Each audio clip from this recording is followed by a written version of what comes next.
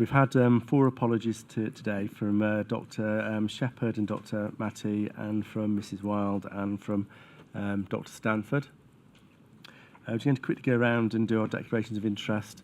We have our declared declarations of interest that are on the CCG website. I'll ask board members to declare any particular declaration conflicts of interest with any of the topics on the agenda today.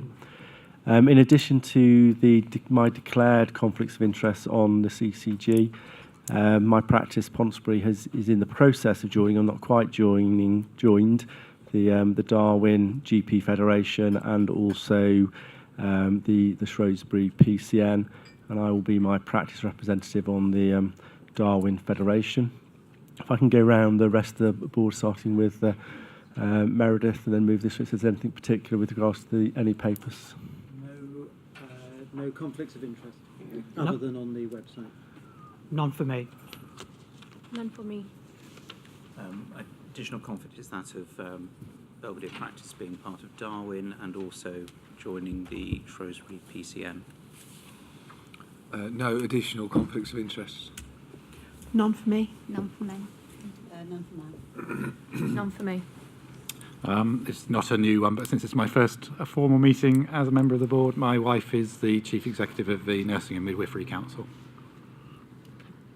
With regard to the ambulance demand review paper, my dad is on the Board of Governors for the West Mids Ambulance Service.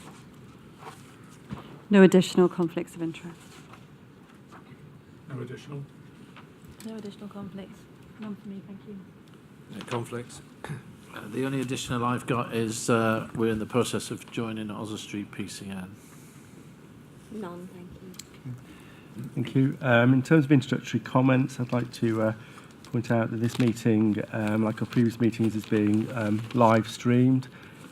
There may potentially be an issue with the live streaming with the poor or the not so good Wi-Fi connection that we have from here. So if my understanding is if the Wi-Fi doesn't work and the streaming isn't of good quality, that we'll upload a copy of the meeting tomorrow onto the website, the YouTube website.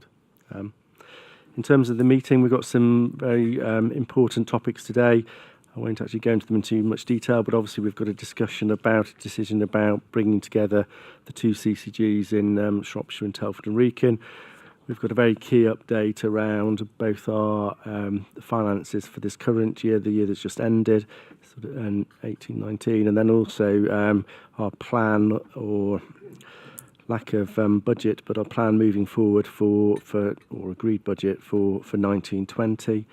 And there's obviously some of the key topics. There'll be a lot coming up through the discussion, and hopefully it'll be quite informative.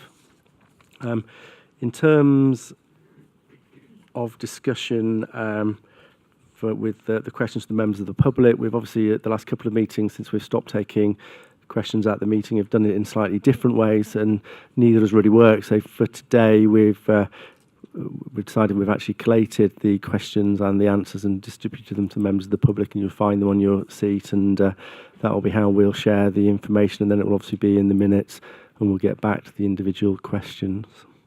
So the first thing is the minutes of the previous meeting, and that's the meeting held on the 13th of March. So if we can check those for comments and corrections. So if we can deal with page 1 through to 10. And then from page 10 through to the end, which is page 15. And there is a correction I'd like to make to 16.8 under the provider quality exception report. So it says, in response to Dr. Lehman's question about the clinical care, I think that should be critical care. Critical care capacity at RJH. And then in the next sentence, it was confirmed that the ITU issues, rather than IT issues. Yeah, thank you for that. We'll make a note of those. Thank you very much. Chair, it would be appreciated if people spoke into the microphones. It's very hard to hear. Yeah, no, I would agree. I actually was going to say that, because going around there, if we could make sure everyone is close to a microphone when they speak, that would be brilliant. Thank you very much, Jill. Any other comments or corrections on the minutes? If not, with those additions or changes rather from Dr. Lehman, Mr. Lehman, we'll move on to the matters arising. Some of these are either complete or included on the agenda. The first one that isn't is an update on the Claire Skidmore about an update on activity reports carried out internally, and that's coming to the August meeting. There's also one to bring back to the governing body meeting collated information following the staff appraisals and one-to-one, and that doesn't have a date. So do we have a date for that? Should be in a position to bring that next time. Here we are. Should be in a position to bring that next time. Okay, thank you. The next action's complete. Then we have another one for Sam, which is against as soon as possible. I was just wondering what that meant in terms of amending the GBAP. I think that's been done. That's complete, yes. Yeah, that's fine. Bring back the. Then we've got Dawn Clark to bring back the outcome of the Learning Disabilities Mortality Review to the next governing body meeting. That's not. It's in the TCP report. It's within that. Yeah. And then the next two are included on the agenda. There's a further one which I assume may have been completed, which was Dawn Clark and Jessica Sokoloff to share with the governing body the structured approach taken to escalation of areas of concern, and that's been done earlier today in the Part 2 meeting. And as I say, the questions from the public are actually have been distributed, and they're on people's chairs. We'll then move on to the first main agenda item, which is the Transforming Care programme from Dawn Clark. Thank you, Chair. This is an update for the board on the Transforming Care programme, which we brought regularly to board. As you know, this was the NHS England programme across England to support the safe discharge of people with learning disabilities who had complex case needs, who had been in patient care, to safely discharge them into community settings. Although we only have a small number of people in inpatient settings, unfortunately, we didn't meet the end of March trajectories. However, I'm pleased to say that a number of individuals one has been discharged, and a further 3 to be discharged in June.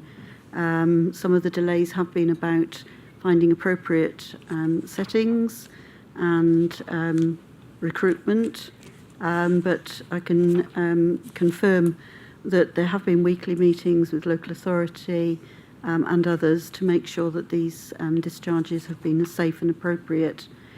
Some people remain in active treatment. The positive thing is the work that's been done to avoid future admissions, and there is monthly working groups, both our side and Telford side, very well attended by providers and local authority, CCGs, care leads and families where appropriate, to really avoid admission so that we can make sure that if somebody needs additional care, that they can be provided that care to avoid that unnecessary admission. And that's been commended by NHS England, although we do know that we can't be complacent on that. There's further work to be done. There is more work to be done on children's avoidance, and as part of the 0 to 25 development plan about strengthening those arrangements.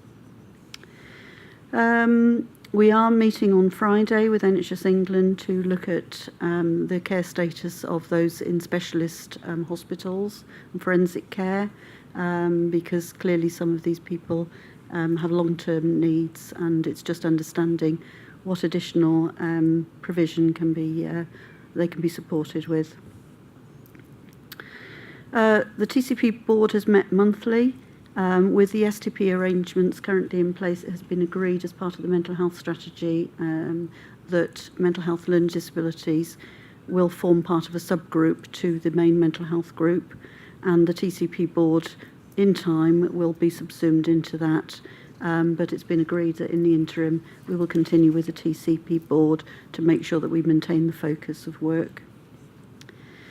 Care and treatment reviews we've done a lot of work on care and treatment reviewed is what all individuals go through as a multidisciplinary team to make sure that they're getting the proper placements, the proper care, the proper packages, that everybody's involved in that care.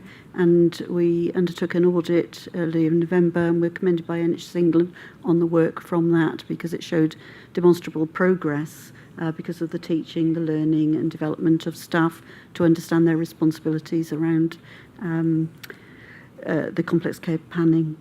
We're doing another audit now on children's CTRs, and that will be presented at TCP board in June.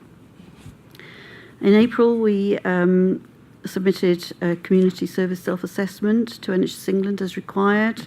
The return did acknowledge further investment and not necessarily resource, financial resource, but that kind of investment in time and energy into children and young people services, as described above, really. So there's a lot of work to build on that as part of the 0-25 plan. And finally, a comprehensive workforce plan has been developed, and actually when NHS England consultant came in to review the workforce plan, they were very pleased with the progress that had been made. This will align to the STP workforce planning priorities, and it really aims to develop skilled staff who understand the TCP shared values and who can provide the level of service required.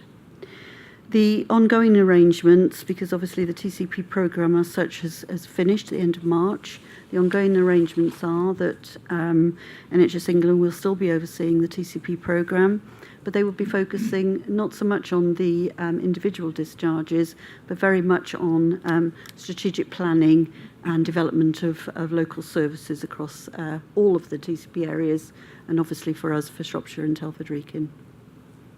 Thank you. Thank you very much, Dawn. Any questions from the board? Meredith. Thank you, Dawn. Just to clarify the investment regarding the intensive treatment service for children and young people. You suggest it's not money, but something else, time, kind of capacity and so forth. Can you just say a bit more about what that's going to look like so we know when we recognise it? I think it's a mixture of all of those, Meredith, but my understanding from Telford, who are commissioning the service, but it's been done in conjunction with ourselves, and Steve Trenchard, who was part of the CCG, has been involved in that discussions, is that the focus has been on the forensics, on the general services. There's going to be more of a focus on behavioural support, and it means about recruiting the right sort of people, the ability for them to, the capabilities that they will require, because this is very bespoke type care, it's not general. So there is a plan in place. I think there have been some issues about recruitment, but the plan is being monitored through the STP programme as well, I believe. Thank you. Any further questions? I've got one question. It may be or comment. It may have been a sort of a misunderstanding on my part, or a understanding about what was needed. I thought for the leader review we were going to get more of a document back about rather than one specific case, about the sort of general numbers and the assurance that we were picking up these deaths and actually or providers were in the investigations of them, rather than the comment that was here. That was my mistake then, sorry, because I thought it was about one that we'd mentioned last time. And I forgot to mention that in the report. So the individual from last time, that led a review has been undertaken, and the findings to date have been quite positive. And we've just this week received the detailed actions from the Trust about what they've put into place, which I haven't brought here today. However, Chair, there was an annual report last year which gave us an overview from the Bristol University, who lead on LEADER, of the work that Shropshire Telford did. The update on that, sorry, I hadn't realised, but we could bring an update on that to the next board. It is available with all the action planning from that. So that involves not just the CCGs, it involves public health, local authorities. So I'm happy to, well, I won't be here, but that, make sure that that comes onto the agenda. I've got an update and a review of that would be good. Yeah. Sorry that I misunderstood the request. That's all right. Otherwise, if there's no other comments, we're asked just to receive the report and note the challenges that are being faced there, and that also the more detailed work has been considered by the programme board that obviously is now ended. So will there be a replacement of the board? The SDP, the TCP programme board will continue until such time that the proper governance arrangements are in place to hand over to the SDP. Okay, no, thank you very much. The next report is Claire Skidmore with a finance and contracts report. Thanks. So we have our month 12 report here today. And so this is our year-end position as we're reporting currently. In-year deficit has come down quite significantly. Disappointingly, we've missed the control total, but we have managed to bring the scale of deficit down. But we are still carrying quite a significant underlying recurrent deficit, and as the paper states, that's in the region of £28-29 million. The reason that I flag that is because as the title suggests, as a recurrent problem that is carried forward into the new financial year. And as we'll talk about a bit later on this agenda, it's one of the reasons we've got such a mountain to climb in terms of our financial recovery position. In terms of the position itself, we've not seen any material changes when we've pulled together the month 12 report, so I wasn't intending to go into any more detail at that point, but I'm happy to take any questions that the governing body might have on the end of year position. Thank you. So questions from board members?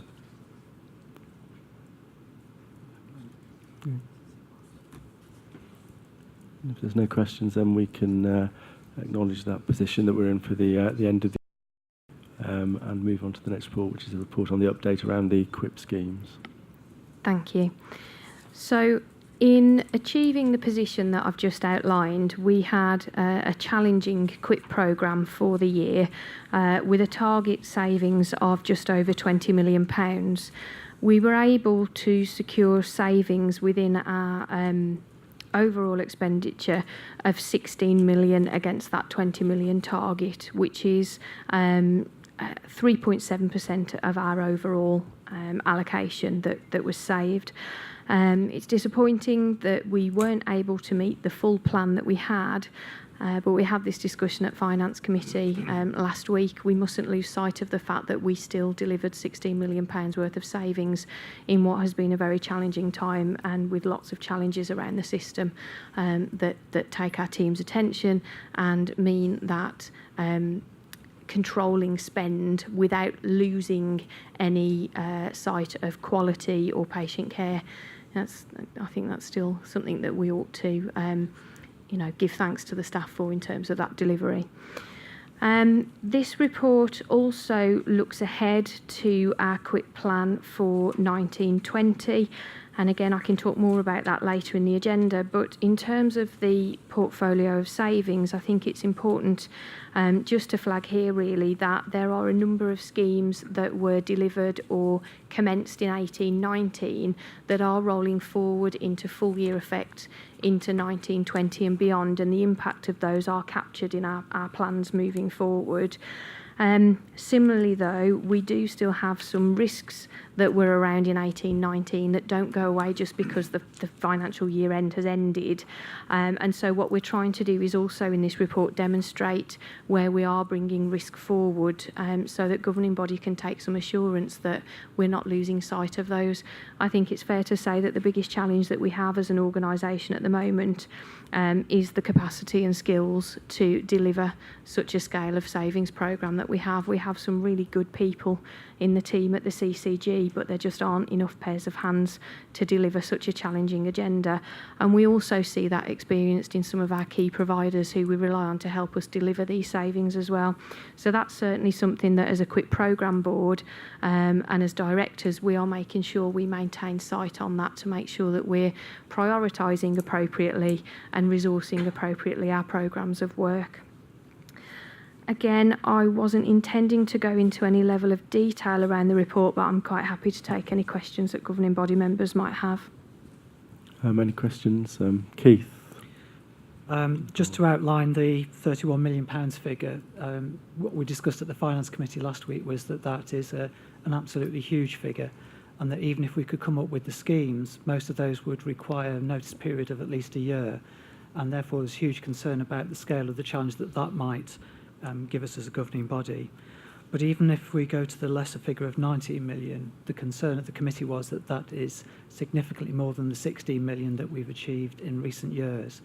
And a point that you've raised in previous meetings is every year you go on, you've got rid of more of the sort of low-hanging fruit, and therefore it becomes more of a challenge.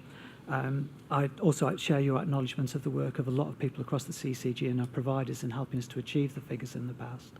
But the committee was particularly concerned that a significant number of people who were employed on an interim basis to help us to achieve this in the last year left the CCG at the end of March, and so we have reduced capacity, and that is a significant concern for us. So the challenge over the next 12 months is probably going to be much more difficult for us to achieve than it has been in recent years. So there is an awful lot to do to get to 16 million, and 19 million will be a particularly big stretch. I think that was the conclusion that we came to as a committee last week. Dawn. Just echoing Claire's point about last year's QIPs, there was no impact on quality and safety for people. But I think as the times become more challenging, I think it's just a reminder to all of us that we really need to be very, very rigorous in our quality impact assessments to make sure that patients are not adversely affected, and to be able to speak up at such time that we feel that there may be a detrimental impact. There is a process in place that was approved through the Quality Committee, and I think we will need to see that process enacted much more rigorously going forward. Thank you. Kevin? Can I just add to that, together with a bit of pace, because some of these schemes, by the time they are acted up, you know, they're already a bit rag-rated red. We're only going to get partial effect. It needs all these areas pulling together, and I echo what Claire says. It's a big demand on time and capacity of the CCG to do that. So. Thank you. Any other points? I would like to reflect some of the comments on the one you made about thanking, you know, the staff for all the hard work. It is hard coming in, you know, day after day, week after week, to try and actually push these sort of savings, and also at the same time making sure that we do protect the quality of services. And I think moving forward for me, that is the biggest issue, is how do we make sure that we deal in a structured way at looking at new schemes that we are asked to look at in the year coming forward. And I think that comes back to the point Dawn says. Yeah. And I think also, randomly, I'm going to take my finance hat off for a moment. There are a number of schemes that have been in the programme of work that are, as Keith mentioned, low-hanging fruit. They're transactional. You know, we've looked at pricing. We've looked at really tightening up on contracts. But what we've also done over the past 12 months is we've really changed the design of some of our models of care. And so I'm acutely conscious. I report QIP, and I tend to talk about the pound sign part of it quite a lot. But, you know, for example, is the MSK project. Now, we didn't make the level of savings we were aiming for, but the change in the services that are provided and the impact on patients mustn't be forgotten in all of that as well. And that's where I think that queue in QIP becomes absolutely key. Jess? Yeah, and just following on from that, really, Claire, I think the point that stood out for me in the QIP report was in paragraph 14 about a plan for an STP QIP group to be set up. Understanding the nervousness that sometimes comes along with devolving stuff to the system, I actually think that's very positive. I know that I've had conversations with clinicians in other organisations where they've got really good ideas about actually improving quality and being innovative about the way that care is delivered, but are sometimes struggling to gain traction with those ideas. And I think having a system-wide group where clinicians from different organisations can talk together with finance and from other organisations might actually enable some of the additional work that we need to do to be taken forward. Thank you. David? Yeah, I would absolutely endorse that. If you look at the scale of our challenge, I'm absolutely certain the only way we're going to deliver this is by working across the system, not just as commissioners. And if you look back to Keith's point, if you look at the risk assessment of our plans, they are uncomfortably highly risk rated at the moment, so it reinforces this is extremely challenging and our plans are not as developed as they need to be. But the biggest risks tend to be in the areas where we have to work collaboratively with our partners.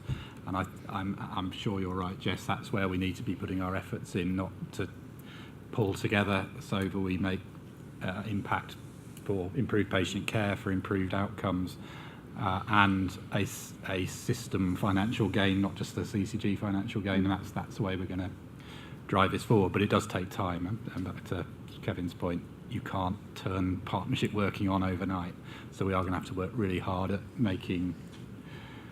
taking the right approach and delivering it at pace.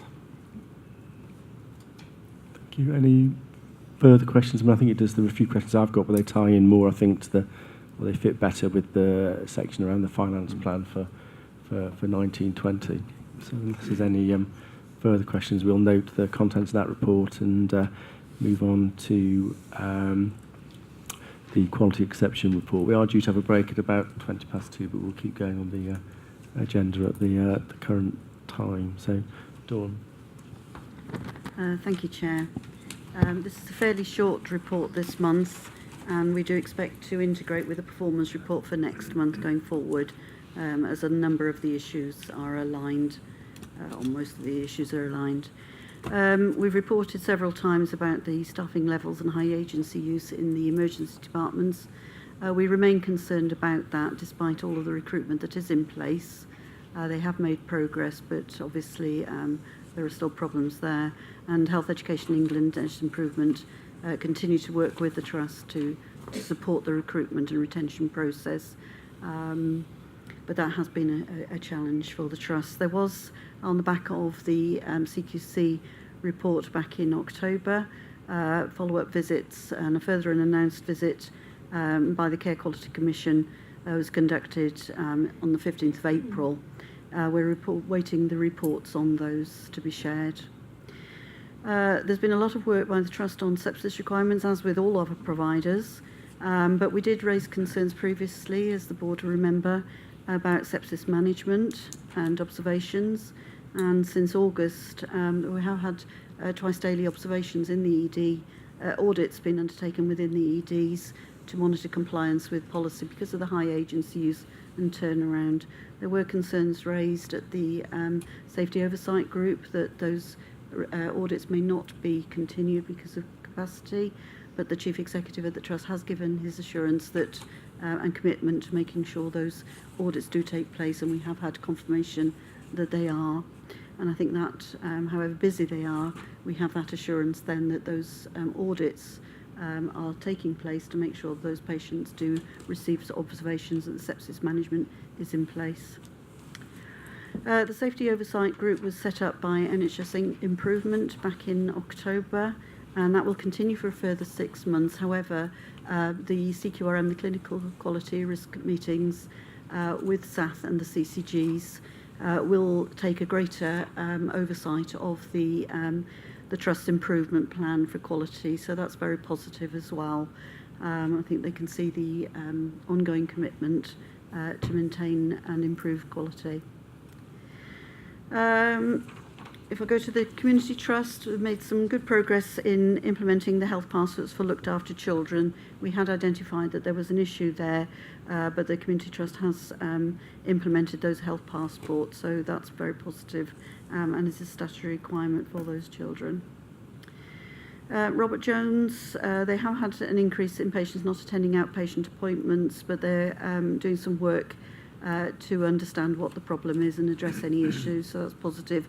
And we've advised before that the Care Quality Commission actually has provided a report, publicised the report, which shows good.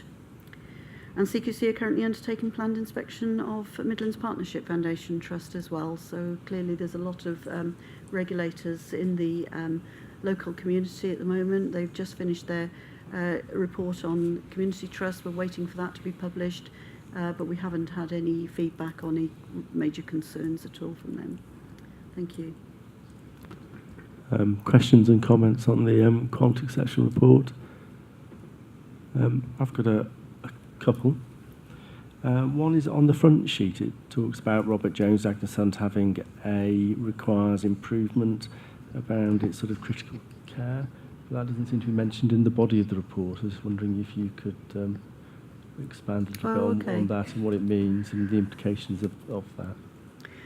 There were some concerns that the Trust reported back on, that because there is slightly different from the acute hospitals, that they challenged the marking of that. CQC didn't allow that to be redacted, so still felt that it required improvement, but my understanding is there's just one outstanding action left.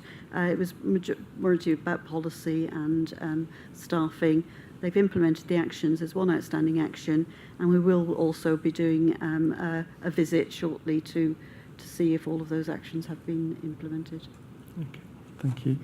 And Alan, sorry, I've got another Dawn, question. just to follow up on that, is there a level of fitness required for patients at Robert Jones below which they cannot be operated on? I mean, when we commissioned the service there, have we specified a level of fitness below which people cannot be operated on that site? I wouldn't know the exact detail of that. However, as with any trust without intensive care unit processes, they would be required to meet certain criteria about the type of patients that they would operate on, and that would be with the anaesthetists and the consultants to make that judgment call, and that will be part of the work that Care Quality Commission will have looked at. They will have looked at case histories of previous and planned bookings to make sure that criteria was met and adhered to. Right, but have we set a level in our contract with them? Julie, yes. I'm sorry, that's not for us to do. We can't set clinical, that's why they do pre-op assessments, and that's why there's a clinical decision taken at the time to treat the patient, that they have the capability in the post-operative care for that patient. If they felt that patient could not be treated there, then it would be an inter-provider transfer to another provider where they were able to care more appropriately for that patient. That wouldn't be the level that we would include within our commissioning specifications. Thank you. My further question is with regards to, in the main report about SAF, regard to X-ray reporting and X-ray concerns. Obviously, when we went to the Risk Summit, some of the information provided is around the SAF's register of risks, and on there's a number of issues related to IT and reporting. I was wondering whether through CQRM we're tying in these sort of instances that have arisen with the SAF risk register and what steps are being taken to resolve those. I think this has been a big problem for the Trust. We have raised this through CQRMs, we have raised this at the Safety and Oversight Group, and as you say, Chair, this was raised at the Risk Summit previously. Very recently, I think it was March time, at CQRM, we raised the issues again because it was impacting on not just radiology but other departments and systems, and we were actually requested by the medical director and nurse director to escalate that directly to them so that they could take it to the executive team and board. I believe that they did do that, and there was a board level discussion and workshop regarding the IT infrastructure and delivery. And at the Safety and Oversight Group, what month are we? This month, this was again requested an update on. The Chief Executive reported that the INMT strategy will be, and the business case, will be presented in June, already in June, and he is going to present an update at the June Safety and Oversight Group. The responsibility for INMT and clinical effectiveness has moved into Dr. Edwin Borman, who of course was previous medical director. So there's a new directorate being established to look at all of the governance of clinical services, and INMT and informatics is part of that directorate to try and tie all of the quality issues together.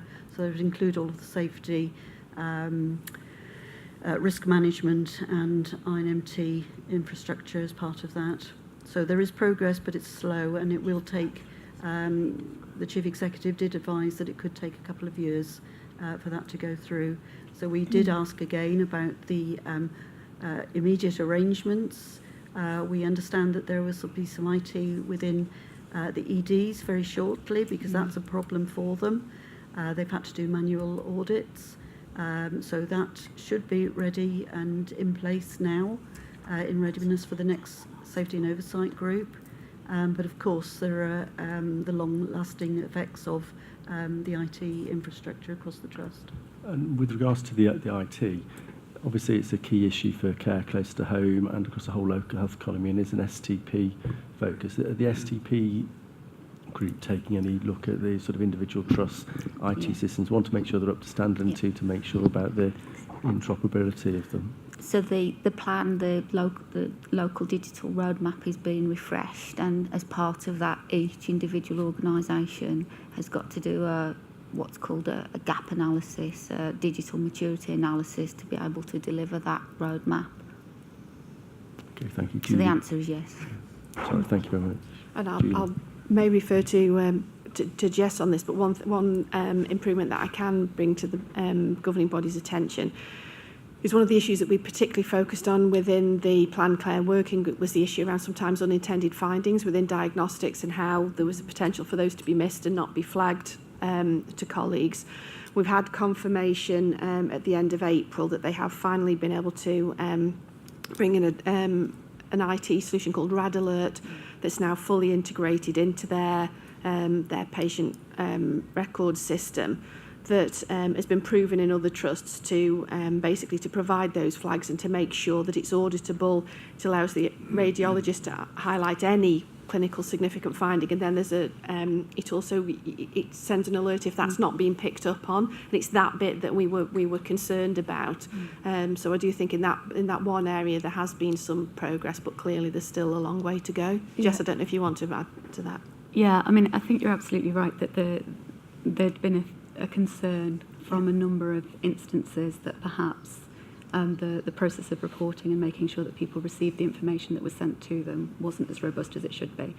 This is intended to address that. It does enable both the reporter and the reportee to be immediately notified that there's something significant there. That's helpful. It does rely on people actually checking their emails, so that this is heavily caveated, but I think it's a demonstration of the fact that whilst we can have a long-term plan around our IT as a system, which we need to do, we also can have responsive smaller projects which respond to issues. And I think when we get the responses back that say it's going to take 2 years to do this, it's going to take this long to do that, actually we need the interim solution as well. We need to be able to push for that interim solution. Does it tie in with the fact about the system or CCG-wide CCIO position, and not having a CCIO? I think as a system we need a CCIO. I think we absolutely do. CCIO being Chief Clinical Information Officer. Yeah, so we were looking into what the actual requirement is, but I agree. I think I would expect us to have both as a system, a CCIO, but also as an individual organisation. Yeah. And Gail knows more about the detail than I do, but having done an initial assessment across the whole system, we are lacking in a number of organisations. We are. So we don't have one for the system. So Mark Brandworth, who is the executive lead for digital, we're taking that forward to look to recruit, but each organisation should have a CCIO. So do we know which organisations do? If we don't have one, so does Telford and Wrekin CCG? No, we don't have one at all. No. So no parts of the system. This is one of the things Mark and I have been doing to drive forward this. So it's a gap we need to address. Is that an action that we need to take forward about addressing that? Well, as a CCG we need to, but also we need to through the digital work of STP, we need to encourage all organisations to. But for us, the action is as a CCG. I agree. I think we need to identify where our clinical leadership of information sits. I know we have cover in one sense, but not in the formal position. No. Thank you. I've got one final comment. Was just that in the paper we said that SATHA had a revision from CQC on A&E and maternity. In the report it's noted that the maternity, we've had some informal feedback saying there's been progress since the review since the visit last year. Assuming that means for A&E we've not had any informal feedback or anything. Yes, at the Safety and Oversight Group, the CQC did report back that they had noted improvement. Just in maternity or in both? maternity, they hadn't finished their ED inspections at the time. We understand that they have shared with the Trust a letter. But we're not aware of those. Well, we don't know the full detail of the requirements. Does anyone else have any? Oh, sorry, Stephen. Can I just pick up on the IC? I can't hear you, Steve. Yeah, sorry, can you use the microphone? Can I just pick up on the IC? I think one of the things to emphasise is it's very important to look for some interim solutions, because there are small solutions that can be done to make things better. 2 years is not going to get us to where we really need to get to. 3, 4, 5 years is more realistic in terms of infrastructure and the sort of final solution. But there are plenty of things we can be doing. I mean, radiography reporting, blood test reporting, and having that auditable within all organisations would be good as well. As an organisation, I think we need to keep pushing that. ED is another example where there are interim solutions that could be put in place which would make life better for the clinicians on the ground and free up clinical and administrative time, as well as giving much better reporting on the quality and what's going on in that department for us and others. Okay, thank you. Finola. And it's just to follow on from that, that this is something we've kept saying in our repeated meetings with the Acute Trust, but it seems to be difficult to get any pace. They keep referencing their long-term plans, which is great, but I think, and hopefully if they've engaged in one small solution that can have a big difference, it might start to show them that, interim measures could be a way forward as well. But I think, again, it's the lack of pace around that worries me. Okay, thank you. Unless there's any further questions, and we're asked to receive and note the content of the provider quality section report, and there's also a further action for David to look at the CCG, CCIO role, and also to discuss with Mark Bandreth as the SDP lead around reinforcing that message. Thank you. We then move on to the next report, which is our performance report, including the elective care waiting time management. Thanks, Julian. In terms of performance, again, a similar position that we reported last month, ongoing concerns around cancer treatment, particularly we have had further deterioration in the breast radiology workforce.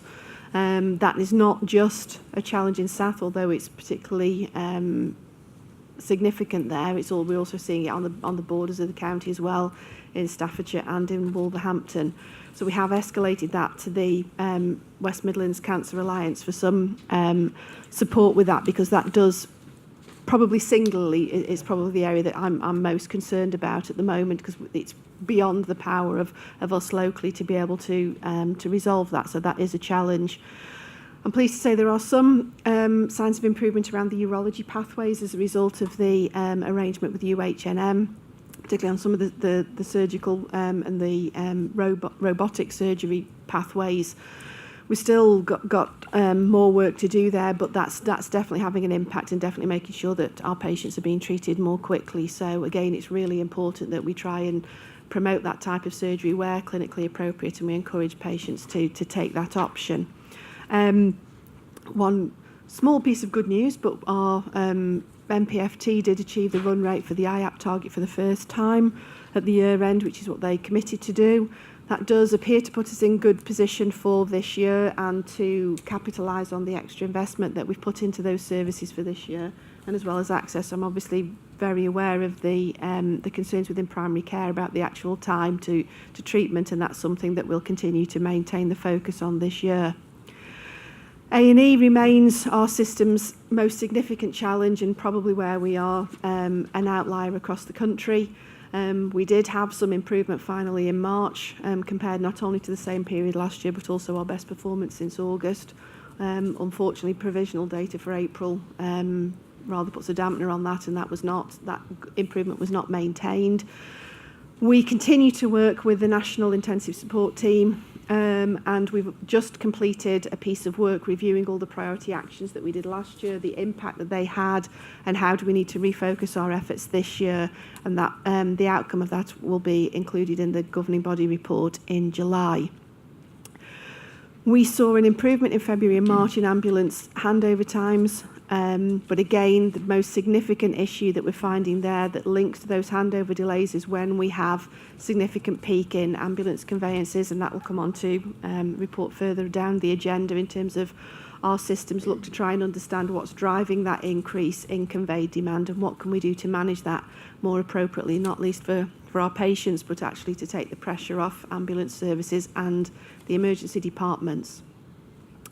RTT, I'm afraid, continues to be a victim of winter pressures, with both sites continuing to be escalated into the day surgery units, mean that we've not been maintaining the level of scheduled surgery that we need to in order to recover our position. And the plan that were in place with the Trust did rely on that being restarted from the 1st of April, and unfortunately that didn't happen. So we've asked that for the May Planned Care Working Group, we do need a revised plan from the Trust in terms of how we can reschedule that.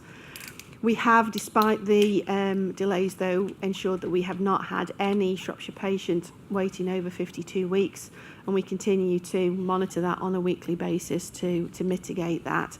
I have to say there are risks associated with that, not least with some of the urology issues that I touched on earlier, but again, we are focused on that. We're making sure that the providers are doing all they can to treat those patients based on clinical urgency, and also we are ensuring that patients who are facing long waits are offered choice, but I would point out that the vast majority of patients do choose to wait, so that is a risk associated with that. Just then the sub-report on the elective care, I've kind of touched on that in terms of the position with regard to the scheduled care pressures, but I wanted to make sure the governing body were aware that because of those pressures, we've exited 18-19 at a total level of incomplete waits that were higher than we would have wanted. We need to get those back down to the level that we had in March 2018 by the end of this financial year, but to assure governing body members that within our contractual arrangements for 1920, the amount of activity that we'd estimated for that and we built into the contracts is broadly in line with the position we found ourselves at the end of March. So we have made provision for that, not only contractually but also financially within our plans for 1920. So I'm happy to take any other questions. Thank you, Chris. John. Yeah, thank you, Julie. Could you perhaps move the microphone a little bit now? Just a bit closer, yeah. Thank you. The question I had was really about the 2-week performance in skin and dermatology. I know that South had subcontracted their dermatology cancer work. And I was just wondering whether it's appeared one of the worst performers on that particular chart on page 3, whether there's a trend emerging within dermatology here. We raised the same question at the last Planned Care Working Group. We don't believe so. There were, as you would expect, there were a few hiccups in terms of the mobilisation in the transfer of provider that staff now contract with Health Harmony. We have sought additional assurance that was just a hiccup, and we've asked for confirmation that all of the contractual arrangements will get us back on track. We've also got some, a few legacy issues between those two providers that my colleague Gail Fortismay is working with me on to deal with that, and we are having scheduling an urgent meeting with SAF and the providers to make sure that we've got that back where we need it to be. Okay, thanks. Thank you. Any further questions? Meredith. Thank you very much. Julie, in the report there's a reference to your bi-weekly calls with NHS England around urology and breast radiology. It says support is provided as required. Is that support from NHS England? And if it is, what support is NHS England providing? That support is they're there to seek assurance that the local system's doing everything that it can, and then to pick up on our behalf and to work with us. And I said we've escalated things via the Regional Alliance, and NHS England and Improvement, as they come together, are supporting with that. And Gail does sit as our representative on that alliance, so I'll pass that to Gail. So the two areas, Meredith, that NHS England are mainly concerned about are obviously urology and breast.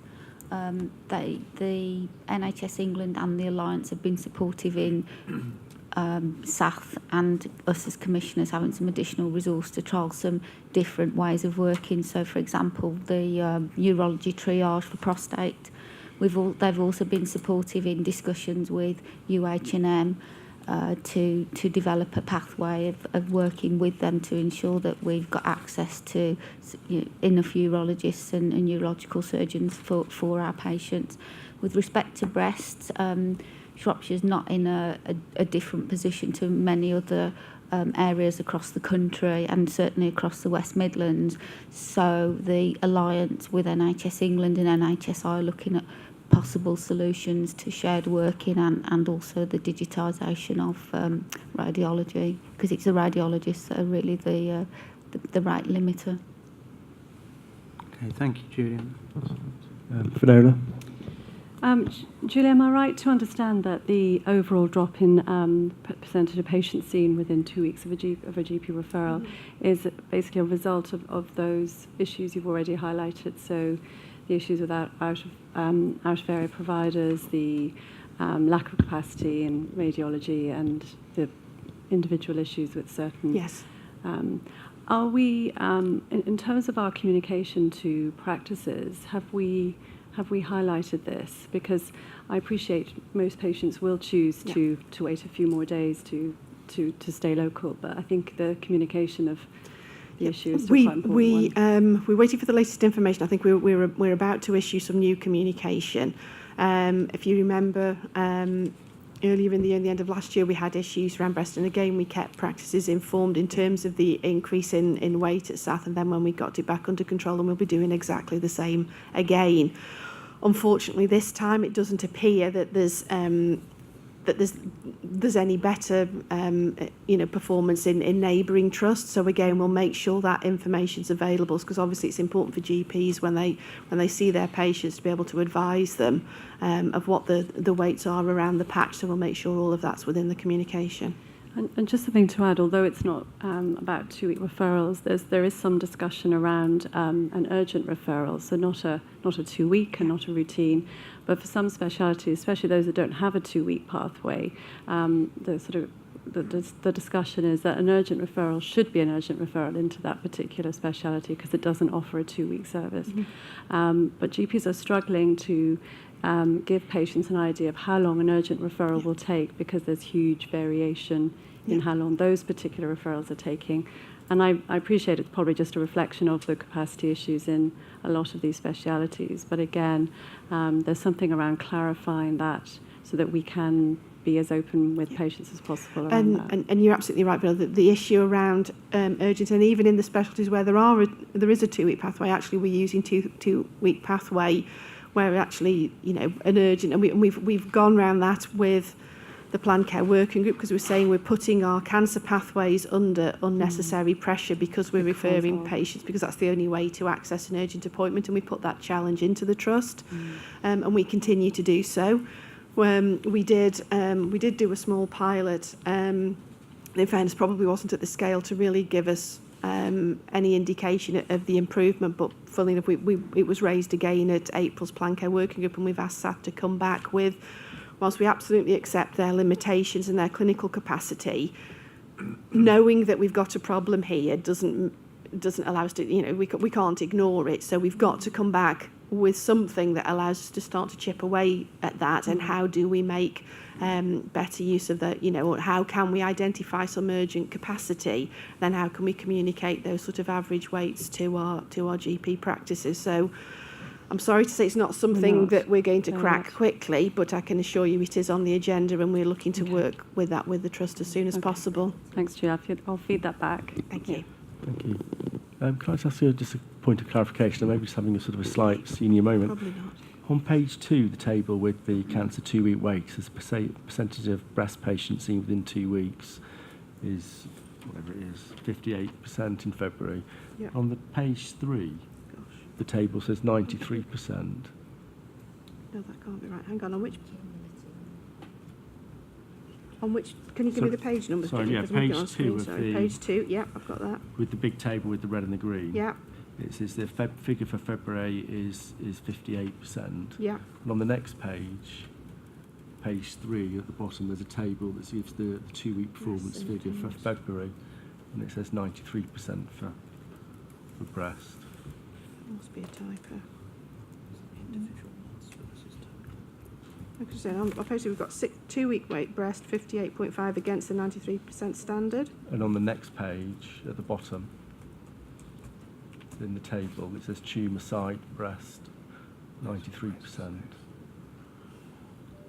Is that, are they talking about different things, or is that a... No, that must be a mistake. Apologies, it can't be right. That's fine. It's Not a senior. not a senior. Not a senior moment, I'll check that. Sorry, So Julie. if you just check the figures Yeah, in the will do, table and and that, I'll check send out to Sandra so she can issue a, yeah, whatever We should the probably correction check all needs the to figures be. in that case to make sure. Yeah. If there's a mistake in one, we need to make sure. We need to there's check no- the whole, we will do. yeah. Thank you. Any further I questions? certainly recognise numbers on the main table. It's that table there at the bottom of Yeah, page I do, 3 we yeah. need to validate. Any further questions? Or One's breast symptoms and one's breast cancer, isn't it? I'm checking that. I'm not Breast sure. We'll look into symptoms. that and just. Yes. But it's the breast symptoms we report. Yeah, no, isn't that's it? breast cancer. You're right. We're comparing two different things. That is correct. It's Two the breast different symptoms. things. But let me just triple check. But the breast symptoms is a category within of a dip. The 2-week overall includes breast cancer. The breast symptoms is a separate metric. So the 53% for breast symptoms isn't the same as through the 2-week breast performance. That will be what we've got in that table. You're right. It is the breast been cancer. the case for a while. We've been doing okay with the breast Breast cancer. cancer but we've is the been breast slipping with symptoms the breast is the symptoms. issue. Yes, on that point, the breast symptoms were separated from the 2-week rule Yeah, it to needs say enable breast symptoms. breast cancer, It was. suspected breast To cancers in focus. particular, to better be targeted. Prioritised. Right, okay, that's fine. Yeah, thank Yeah. you for clarifying that. Yeah. That's fine. Any further questions or clarifications? No, if not, then we'll note the content of that report and the waiting time report. Then we should have a break now for 15 minutes. Thank you. So thank you.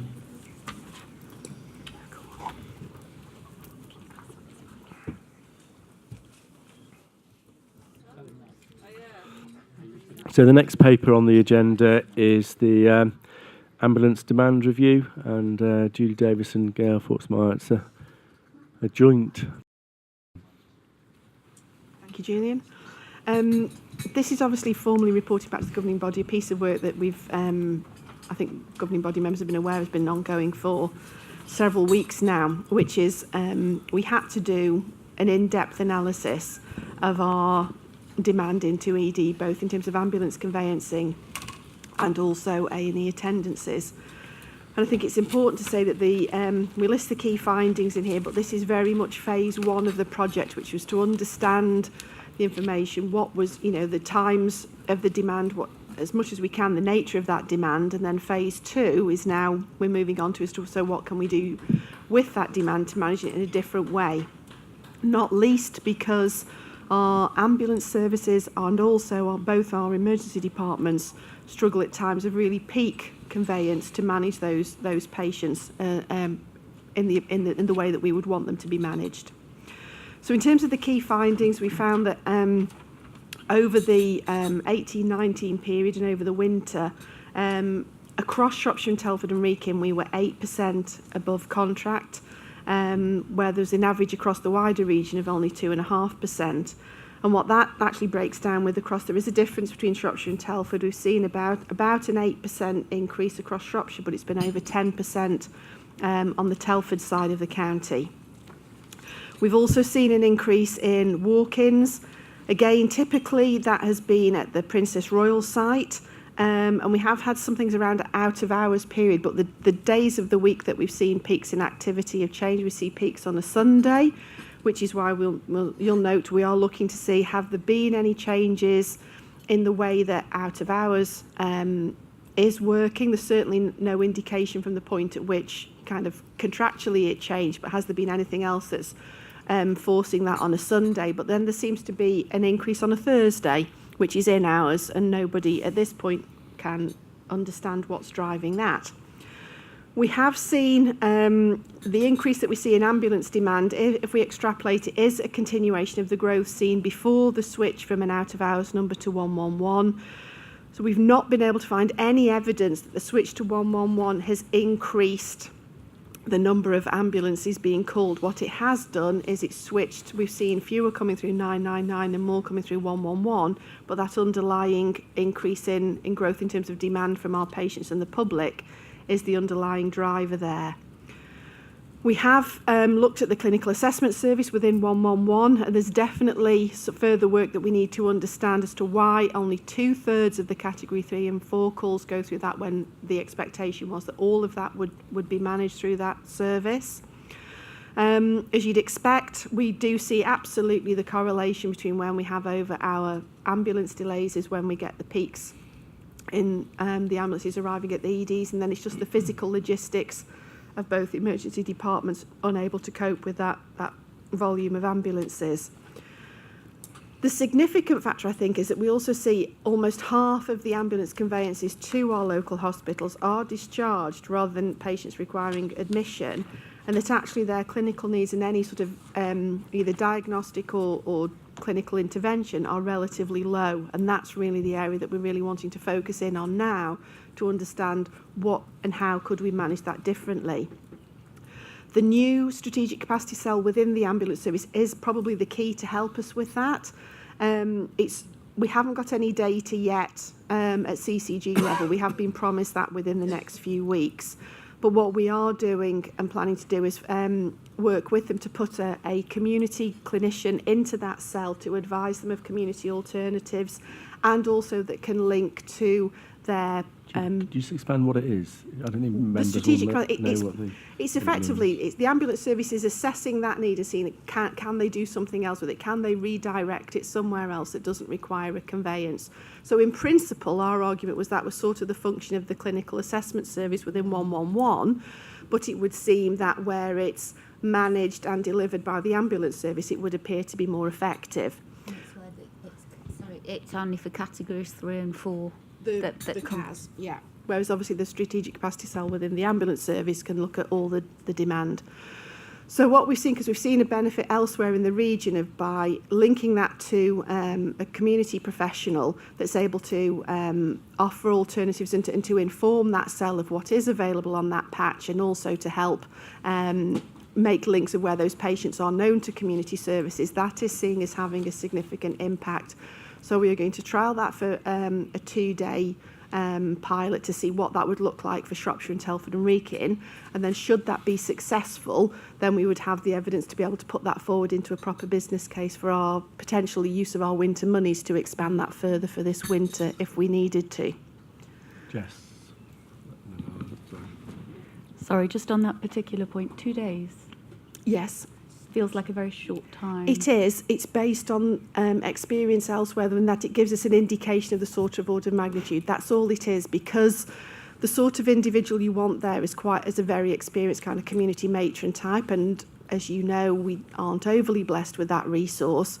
So we felt that actually this kind of two days from what we've seen elsewhere in the region is sufficient, and we've been advised that by the ambulance intensive support lead within ESIST, Paul Devlin, that 2 days should be long enough to give us the indication of the sort of improvement we could hope for. Then that would give us the justification then to extend that and to potentially invest more in that option. Was there anything further you want to say before we opened it up for questions? Alan.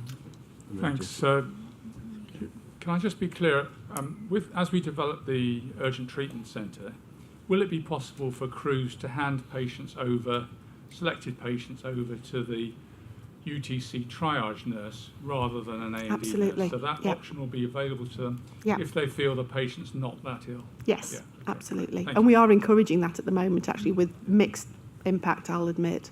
Got John and then Jess. Yeah, thanks, Julie. My points around the second page where you mentioned that 25% of ambulances arrive at South in the 4-hour period between 2 p.m. and 6 p.m. And I Yeah. presume that's arriving at A&E, is it? Yeah. Yeah. I mean, it's interesting because that's 25% of ambulances with over a 4-hour period, which is a sixth of the day, which you'd expect 17% of ambulances to arrive there.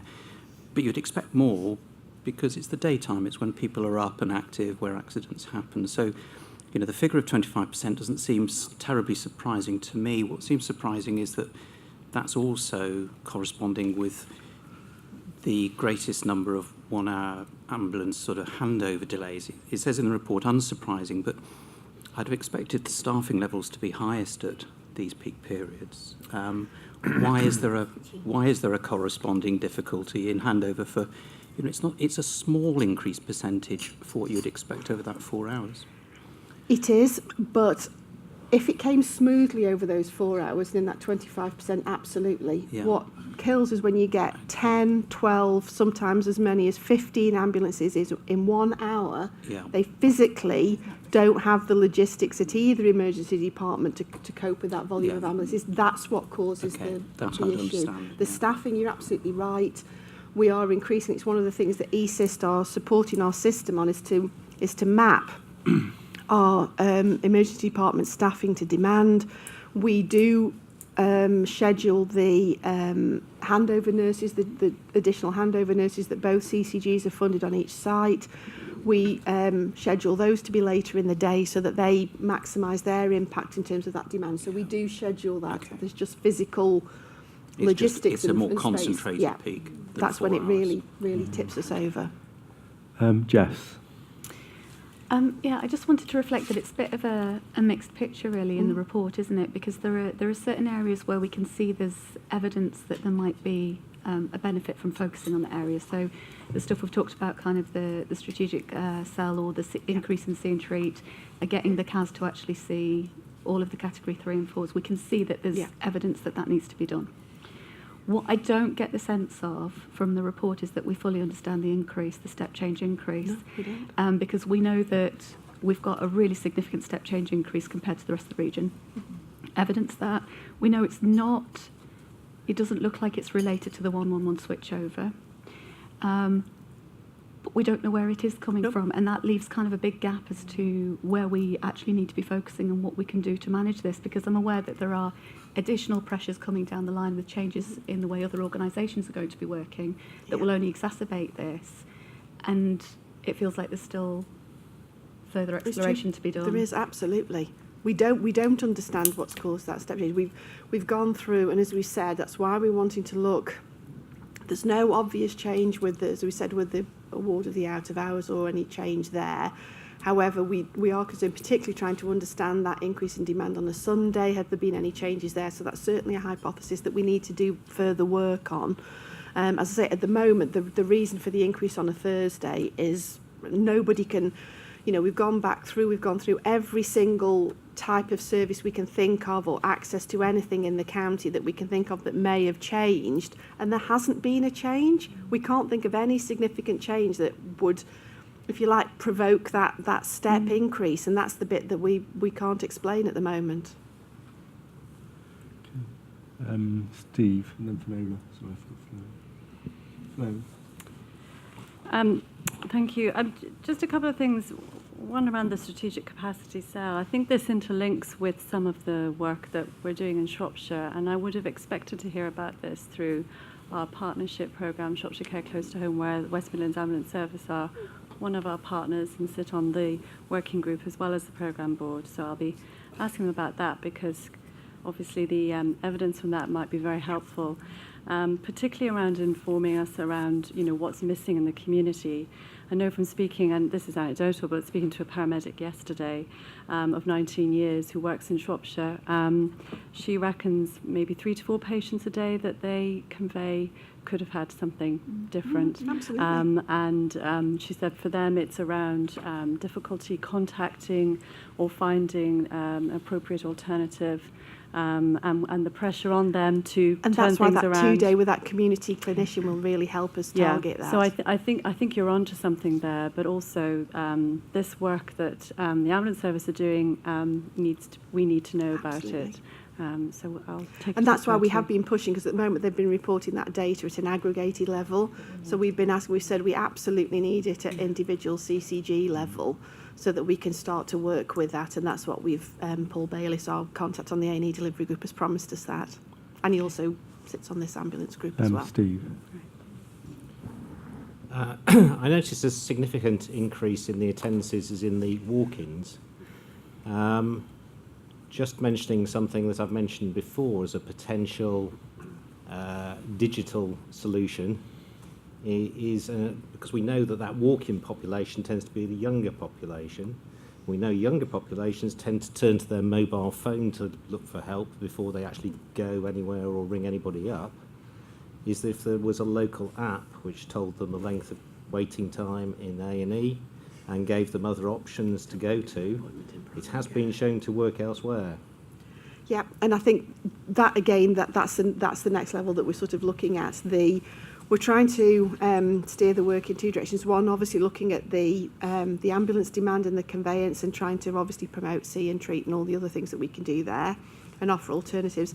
The walk-in demand, I have to say, we are working very closely with our colleagues in Telford and Wrekin on that, because the growth in walk-ins, particularly at PRH, is a lot more significant than we've seen over on this side of the county. So again, they're part of this group. It's a system-wide group. All our provider colleagues are in there, and both CCGs. So we will pick that up. And obviously, I intend to come back and report on phase 2 in terms of any further analysis, because it is kind of like that veritable onion, really. You'll just, every time you get with this data, it's so complex, you'll peel back a layer and you'll get something else, and we just need to work through that. I've got just a couple of points.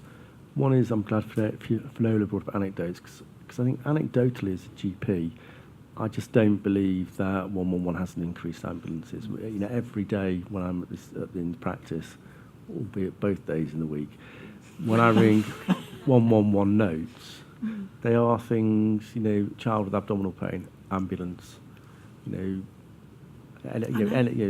seems to be a lot more driven by sort of ambulances. And the other one is whether their data recording's right, and whether in fact GP admissions shouldn't be conveyed via the NEPS ambulance. Because I've seen some, because we now get electronic forms through from West Midlands Ambulance, which is good. But sometimes you've been out and you've admitted that patient via CCC, and it comes back saying ambulance was 999 call, arrived, and you think, actually, is their data recording accurate? And also, what about using, I thought we had the plan that NEPS were going to be used for some of the GP admissions, and that could impact on this data significantly. Absolutely, and that remains the case. We're very keen to, as much as possible, to use our non-emergency patient transport. We've always said that to take the pressure off the West Midlands and allow their resource to be available for the more urgent 999 response.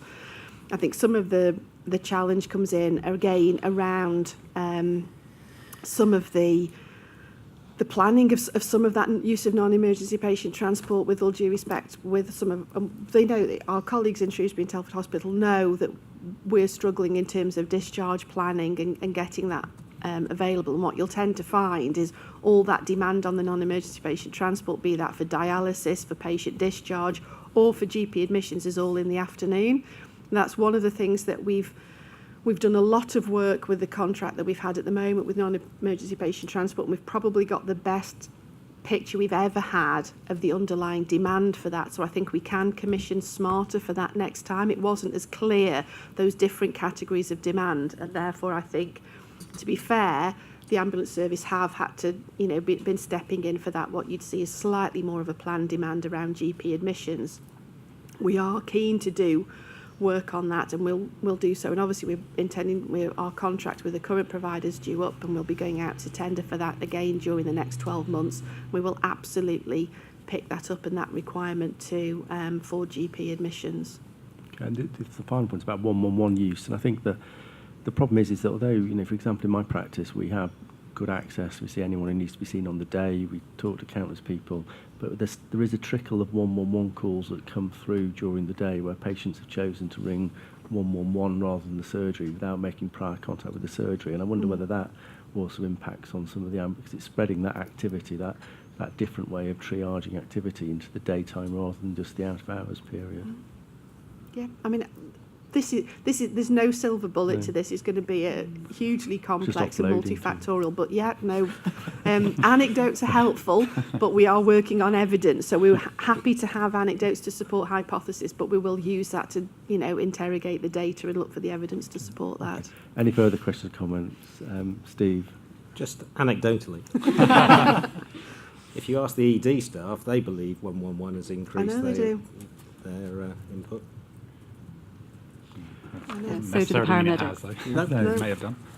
No. So any other further comments, questions? If not, thank you. We're asked to note Thank the you. contents of the briefing report and the next steps and request a further update. When will that be? I would expect, I'm not sure it would quite be ready for the next, but I'm happy to give an update in July, but I think the final bit will probably be at the September governing body meeting, because we clearly, our ambition is to have understood this enough to be able to make a material impact before we go into next winter. Okay, thank you very much. And the next paper is about the future strategic commissioning arrangements, and David's going to present that. Thank you, Chair. So we've got in front of us is a paper that sets out a proposal for us to establish a new single clinical commissioning group across Shropshire, Telford and Wrekin, and to dissolve the two existing CCGs, ourselves and the Telford and Wrekin CCG. The backdrop to the paper that I know we've talked about before is twofold. Firstly, the requirement that was set out last November for every CCG across the country to make 20% reductions in management cost savings by next April. And secondly, more recently in the NHS long-term plan, there was a requirement for streamlining of commissioning structures to bring them in line with the footprints of STPs, which in due course will become integrated care systems. And as you know, our STP covers Shropshire, Telford and Wrekin.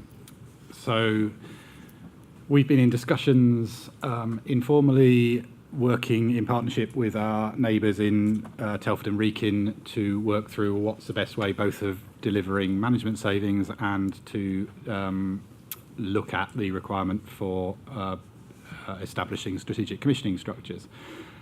And very recently, in the last month or so, the guidance for how a decision for making a bringing together a merger of two CCGs has come out, and that has given us slightly more time to develop proposals. So we now have a timescale that if we wished to form a single CCG across the two CCGs by next April, we would need to put in a submission to NHS England by the end of September.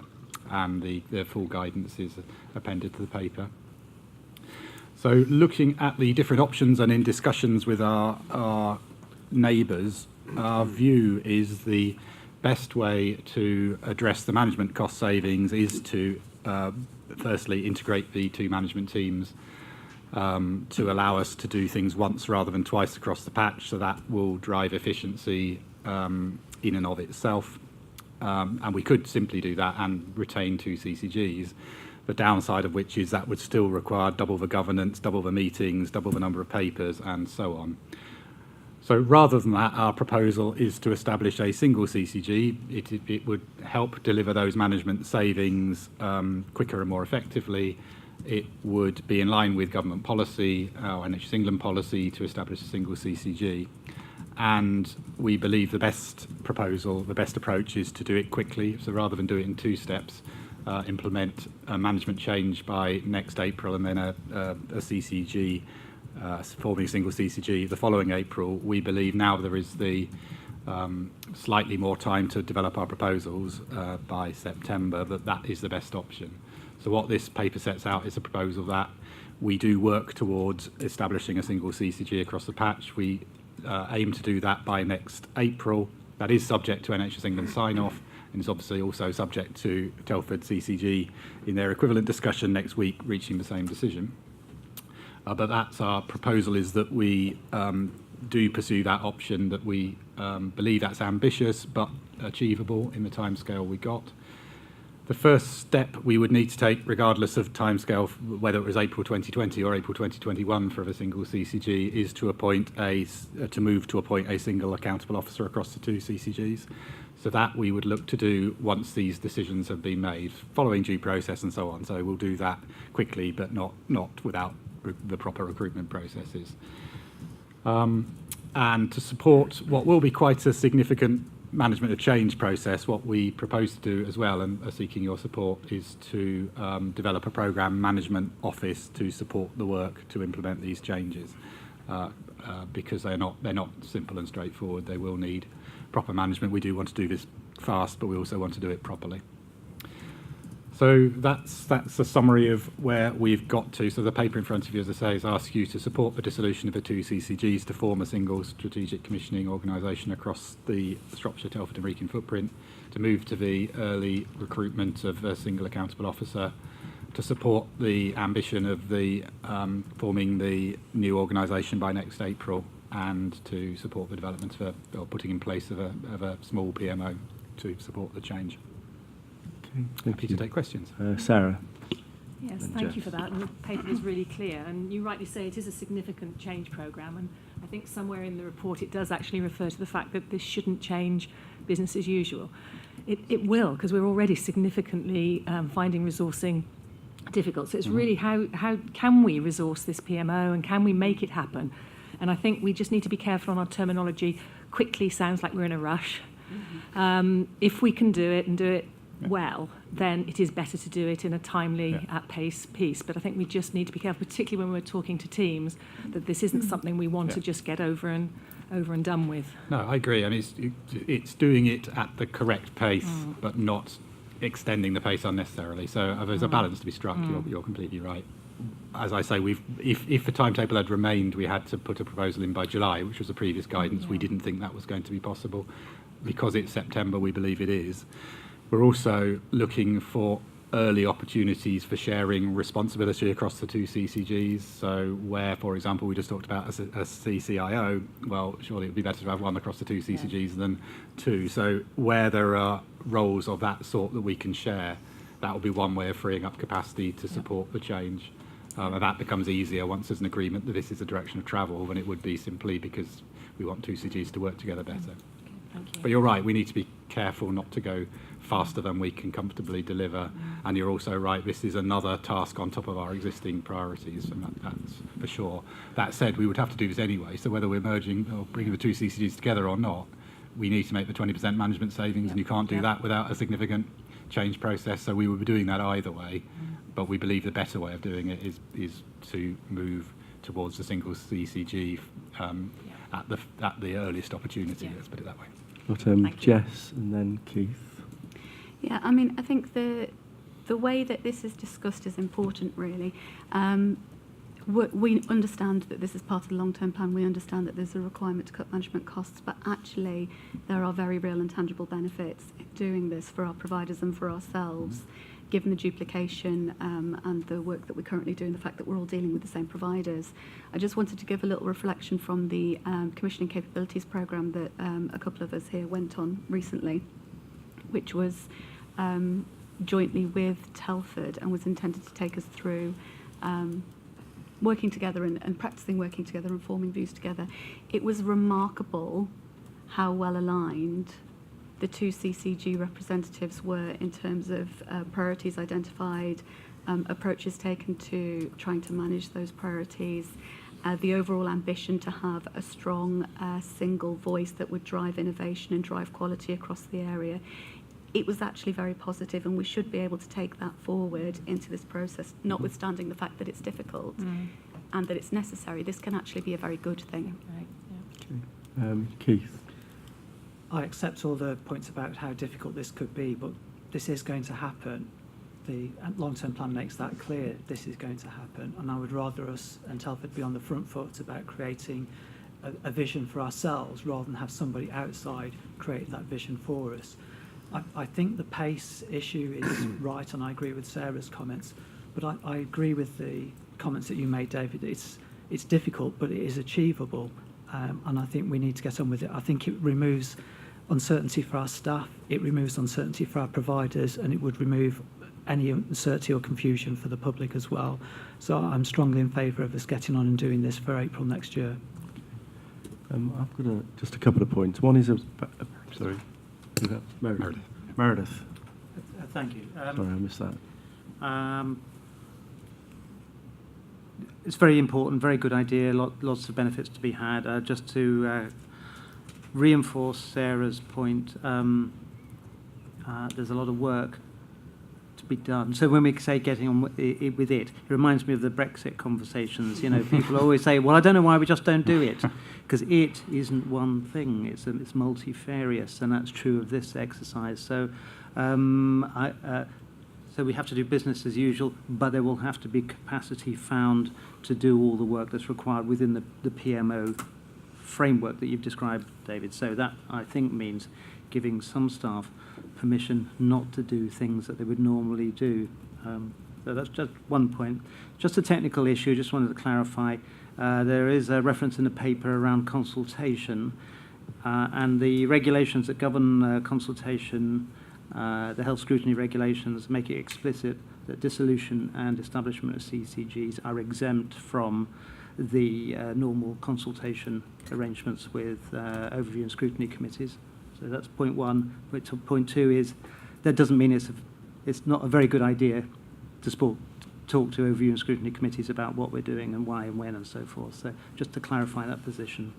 I think it is helpful in the guidelines that are attached. It says that you have to listen carefully to the HOSCs and what they're saying, and then give NHS England an answer to the HOSC concerns, rather than give HOSC the answer. Yeah. So I characterise this as engagement. So clearly we do need to engage both with our staff, our partners, absolutely, with our member practices, remembering we're a membership organisation, and the new CCG, we're a membership organisation as well, and we need to do that meaningfully. So we listen to what people say and we address whatever issues come out of those conversations, which is not the same as the sort of formal public consultation, as you say, Meredith. Thank you. I think for me there's just a few things. One is that obviously, apart from obviously our members are very important, the public and our patients are, but obviously our staff are key to our organisation, and we need to think about them. The most recent workforce report I saw said, I think, that we had a 17% turnover of staff per year, which is in keeping with most other CCGs. Now, presumably that means one of our first actions is to look between both CCGs about what actions we can take to minimise any need for, and hopefully avoid, I would like to avoid any redundancy, compulsory redundancies or voluntary redundancies. I think, can we just make sure that we highlight that really? It seems daft to be recruiting people to jobs if once we've instigated the process. Obviously, we haven't technically made this decision yet, so we need to make the decision first. But yeah, absolutely, one of the first things we need to do is agree a workforce approach where we look at, we certainly shouldn't be filling vacancies that are not essential to fill. We need to look at what vacancy levels we currently have. So we have turnover, but we also have vacancies. At the same time, there are some posts we really wouldn't not want to fill. So there needs to be some judgment put in that. But definitely our aim clearly has to be to avoid redundancies, if at all possible, because they're both costly and obviously not good for staff. So a big element of our engagement will be with our workforce and reassuring them that there are a 20% reduction in running costs, given the vacancy levels we have, clearly do not relate to a 20% reduction in number of people in jobs. And there's many things we can do to reassure our staff along those lines. And at the same time, we do want to reinforce we have business as usual to carry on doing. So if back to Sarah's point, not just for us as an organisation, but for our individual members of staff, the last thing we want is to distract them with worries about this process, where we can avoid those worries so that they can continue to focus on delivering their day-to-day responsibilities effectively. And I think my final point is there are a lot of positive reasons for merging and coming together as a new organisation.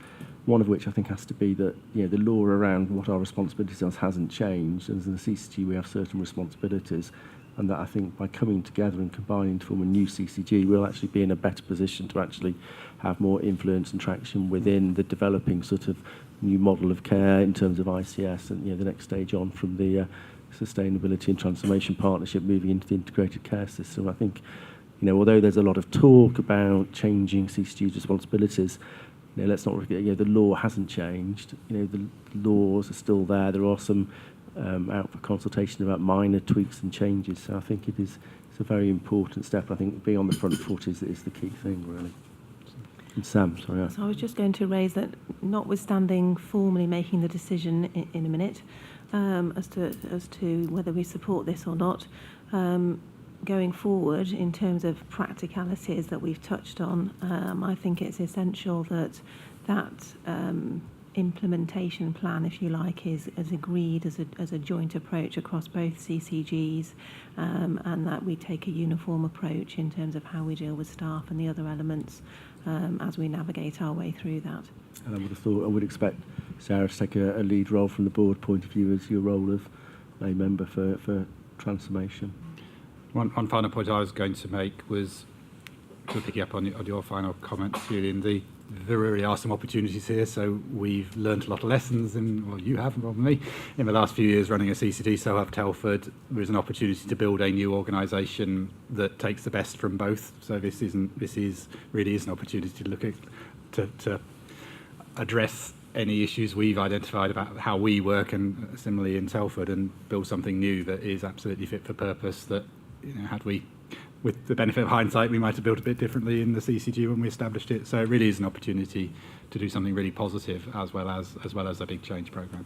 Okay, thank you. So unless there's any other comments, we'll just move through the 4 recommendations. So the first one is to support the dissolution or the request to dissolve both CCGs, because obviously it'll be NHS England who make the final decision, and formation of a single strategic commissioning organisation for Shropshire, Telford and Wrekin footprint. So is anyone not in favour of that? And then the second one is to agree to the early recruitment of a single accountable officer and the early integration of the management team. So we're all in favour of that. Yeah. Third one is support a timetable for formation of the single strategic commissioning organisation by April 2020. So again, so everyone's in favour. And then the final one is just support the development of a programme management office to oversee the programme. So, yeah. So thank you. Thank you. Fine, thank you for that. And then we move on. David still taking the lead to the currently titled STP operational plan and CCG operational plan, and David will introduce that. Please. So firstly, an apology. We managed to send the papers out without the STP operational plan attached in the first instance, so we circulated that separately, and it's now on the website as well for anyone in the public trying to read it, so apologies for that. I was just going to make a couple of introductory comments about what these plans are and how they've been delivered. Gail will say a few words about the CCG operational plan. So every CCG in the country is expected to deliver an operational plan and send it into NHS England. What you've got in front of you from CCG is that plan, and Gail will talk you through some of the highlights in that. It's quite a broad plan, so you'll see it covers pretty much every element of the CCG's responsibilities. It's been drafted through the individual management teams, setting out what their current priorities are, so it should hopefully have no surprises, and it has been submitted to NHS England at the beginning of April or the end of March, one or the other. What the STP operating plan is derived from all the individual operating plans of the organisations within the STP. So both CCGs and all the provider organisations are fed in their operational plans, because we're all required to do that to NHSERI. And what the STP operational plan seeks to set out is a broad overview of the priorities of the organisations, health and care organisations working within the patch. So it's no more and no less than that. So again, hopefully it hasn't got major surprises. Again, that has been submitted to NHS England, representing our collective work across the patch. It's rather high level. Clearly the STP now needs to move on into a more operational form, where it's moving from fine words and high level aspirations and commitments to practical plans of implementation. And I think, to my mind, that's where the real work belongs. And I'm sure we will come back over the next few months with elements of that work programme as it develops. It includes the sorts of things you'd expect it to include, both service priorities, but also the enabling priorities, including digital, which we were talking about earlier, estates and workforce, all of which are themes I'm sure we've talked about many times in the past. So I wouldn't overemphasise these documents. They are summaries of our our intentions, I suppose, is one way of putting them. Nonetheless, they have gone into NHS England, and I thought it was important for the board to be cited on both these plans that have been submitted. So that was all I wanted to say by way of introduction. Gail, do you want to just say a few words about the CCG operating plan itself? Thank you. So I'll just make some observations. The plan is an integral part of the STP plan, as David said, and it's how the CCG is going to discharge its duties during 1920 to deliver the things like the long-term plan, the asks within the long-term plan, the planning and growth assumptions, notwithstanding the discussions we heard earlier around delivering the things like the waiting times to make sure that we have sufficient finance and capacity within our contracts with our providers to discharge those duties and deliver against our plans. So as David said, it's the plan is written at a directorate level, but highlighting where there are things that we need to deliver as a system. So, for example, digital and some of the transformational work around cancer, that is brought into the plan of how the CCG will be delivering its share of the ask across the wider system, but also mindful of our requirements, both as being under directions, but also as a CCG commissioner within the NHS. Thank you. We're opening up to questions from the board. I mean, I think it's brilliant to see this plan, and it's good that it's been submitted. What I think would be good is to build upon this plan and actually draw out of it some key themes for us, because I think as a thing to hold ourselves to, it's a bit long. There's quite a lot of things in there, and it would be good to draw 4 or 5 key sort of organisational aims and objectives out of it that we can actually use to explain to our staff, to our partners, to our members, to our patients, and the public about what we're here for and what we're doing. So I absolutely agree with that, and I think that the process of doing that would also help design our agendas for future meetings as well. So I think there are many benefits to it, both communications benefits, but also how we operate as a board. I think it would be extremely helpful. And the SDP plan, obviously, it's difficult to comment on because no one would have the opportunity to sort of see that as part of the build-up to this meeting. But I think, again, that's something we need to talk to the SDP about, because, as you said, it's just the sort of the plans of all the organisations knocked together rather than an actual new plan for the SDP, which I think would be good to see. But I don't know how we take that forward. Well, in the midst of the plan, when you have a chance to read it, there's an element around how the governance of the SDP should operate. So I think there's been a few. We had Neil McKay at the last meeting, didn't we? Where we asked some questions of him around that, and it's setting out a proposed new approach, which will be debated through the SLG, the leadership group that's in place. So I think our opportunity to influence that is through that process. But one of the proposals is to develop an operational group which will be responsible for driving forward the implementation of the plans. I think that will definitely help pull some of the action together. It's to date, I think we've put more attention to writing documents than we have in delivering change, and that we need to shift gear, and we need to be much more action orientated, I think, in the partnership space, as we said earlier, about money, but also about health gain and improvement in services and so on. I think in all aspects we need to up our game on delivery. Okay. And then one final question. We've submitted it to NHS England. Have we heard back from NHS England? Not to my knowledge, no. Do we expect to hear back, or? We would have heard back if we hadn't hit all. Yes, I suspect there's someone somewhere will have a tick box where you need to show you've ticked all the relevant headings that are in the plan, and would either by now or later we'll have some pushback if there are kind of obvious headings missing. And I'm not sure how helpful that is to humankind, to be honest, but it's part of the process of assurance and governance. I think more importantly for us is the point you made, that we need to be clear, both for us as a CCG and then for the SDP as a system, what are the big things we're seeking to achieve, and have we got the resources in the right place to do that.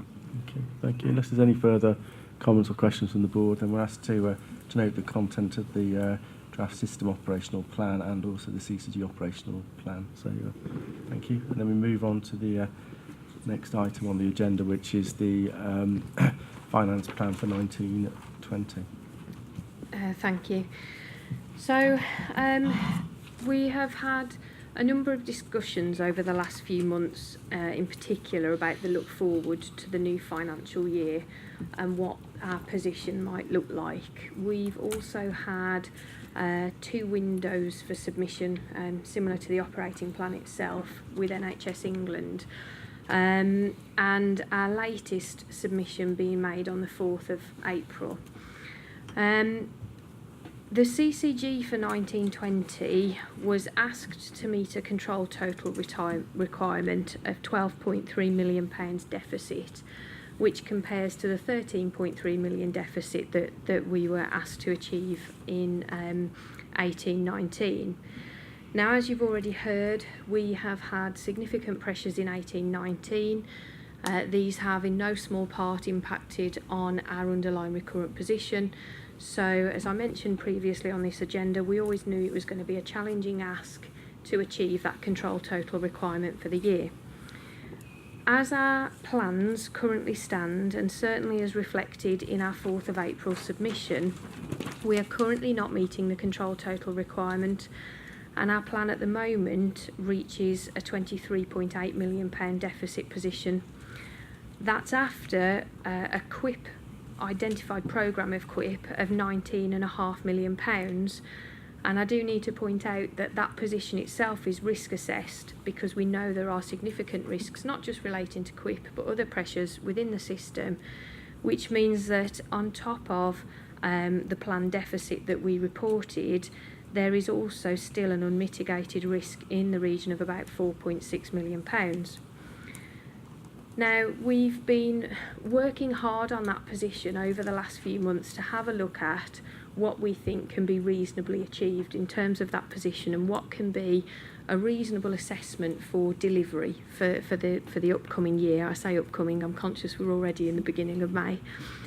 And certainly since we submitted draft numbers in February, there have been a number of updates that we've been making to that position, and they're highlighted in the report. So I'm not intending to go into the detail of those, but just to touch on each one so that we're just clear about the journey that we've been on in establishing these figures. So first of all, we, as all CCGs were given a forward look in terms of the allocations we might receive over the next few years, and they're what we've built into our financial modelling. Since the February submission and immediately before the 4th of April submission, we actually received an allocation top slice from the centre, which all CCGs received, and our delegated budget for primary care co-commissioning was top sliced by over £1 million.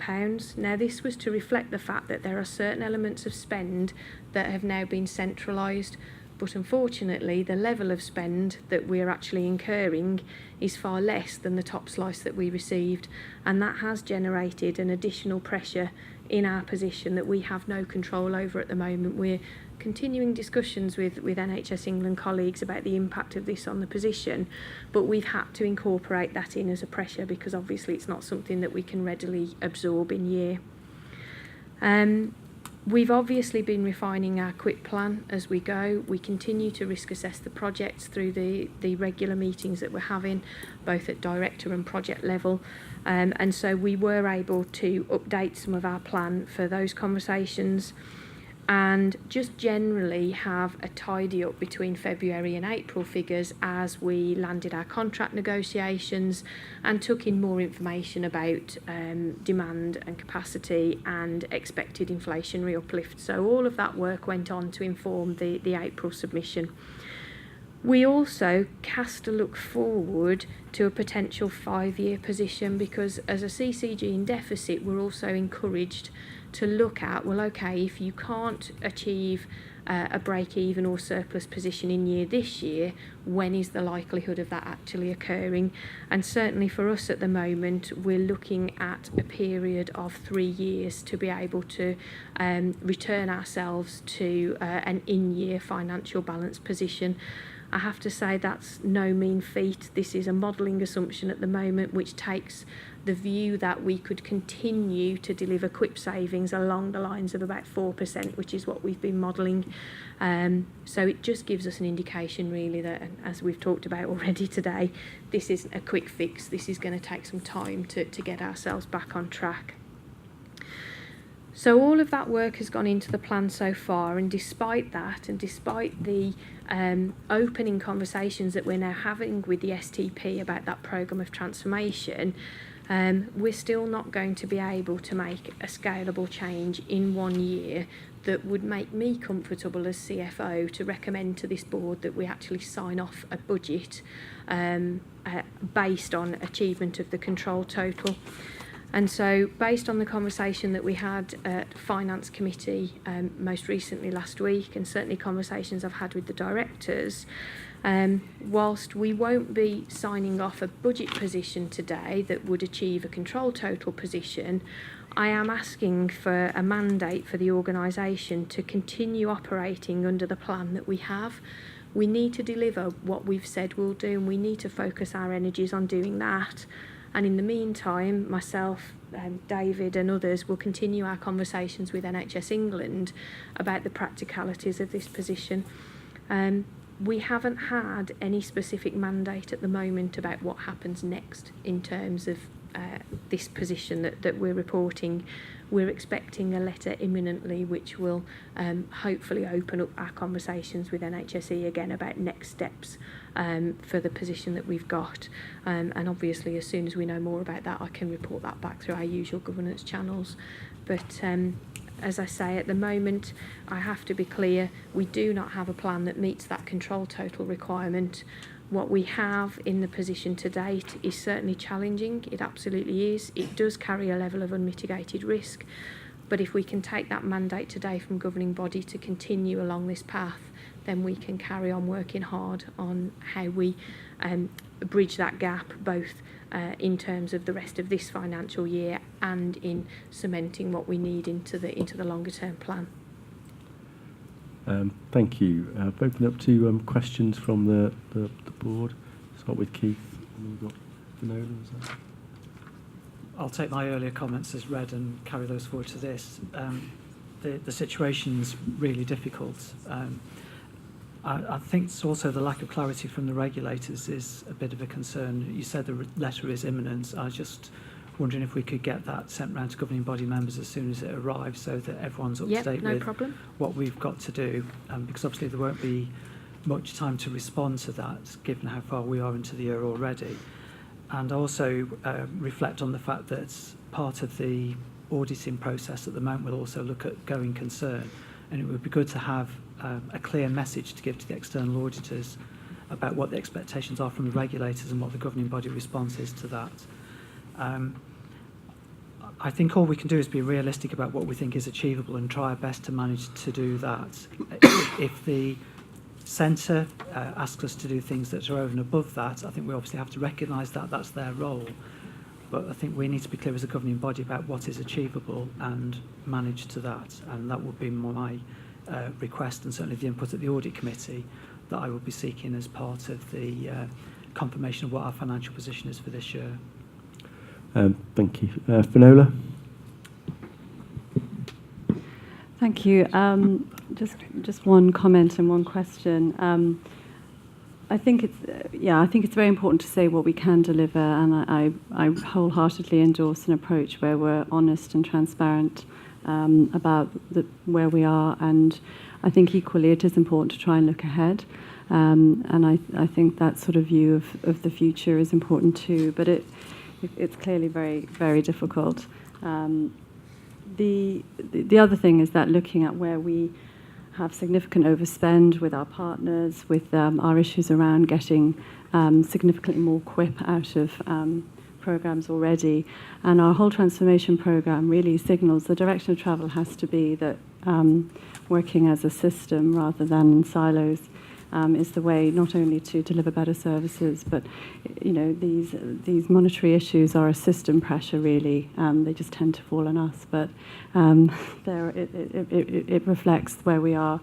The other thing is just to ask: is it Is this presumably this is not an unusual situation that there are other CCGs in this position too? I think it's quite unusual, but yeah, we're most definitely not the only one, but we are absolutely in the minority at this stage.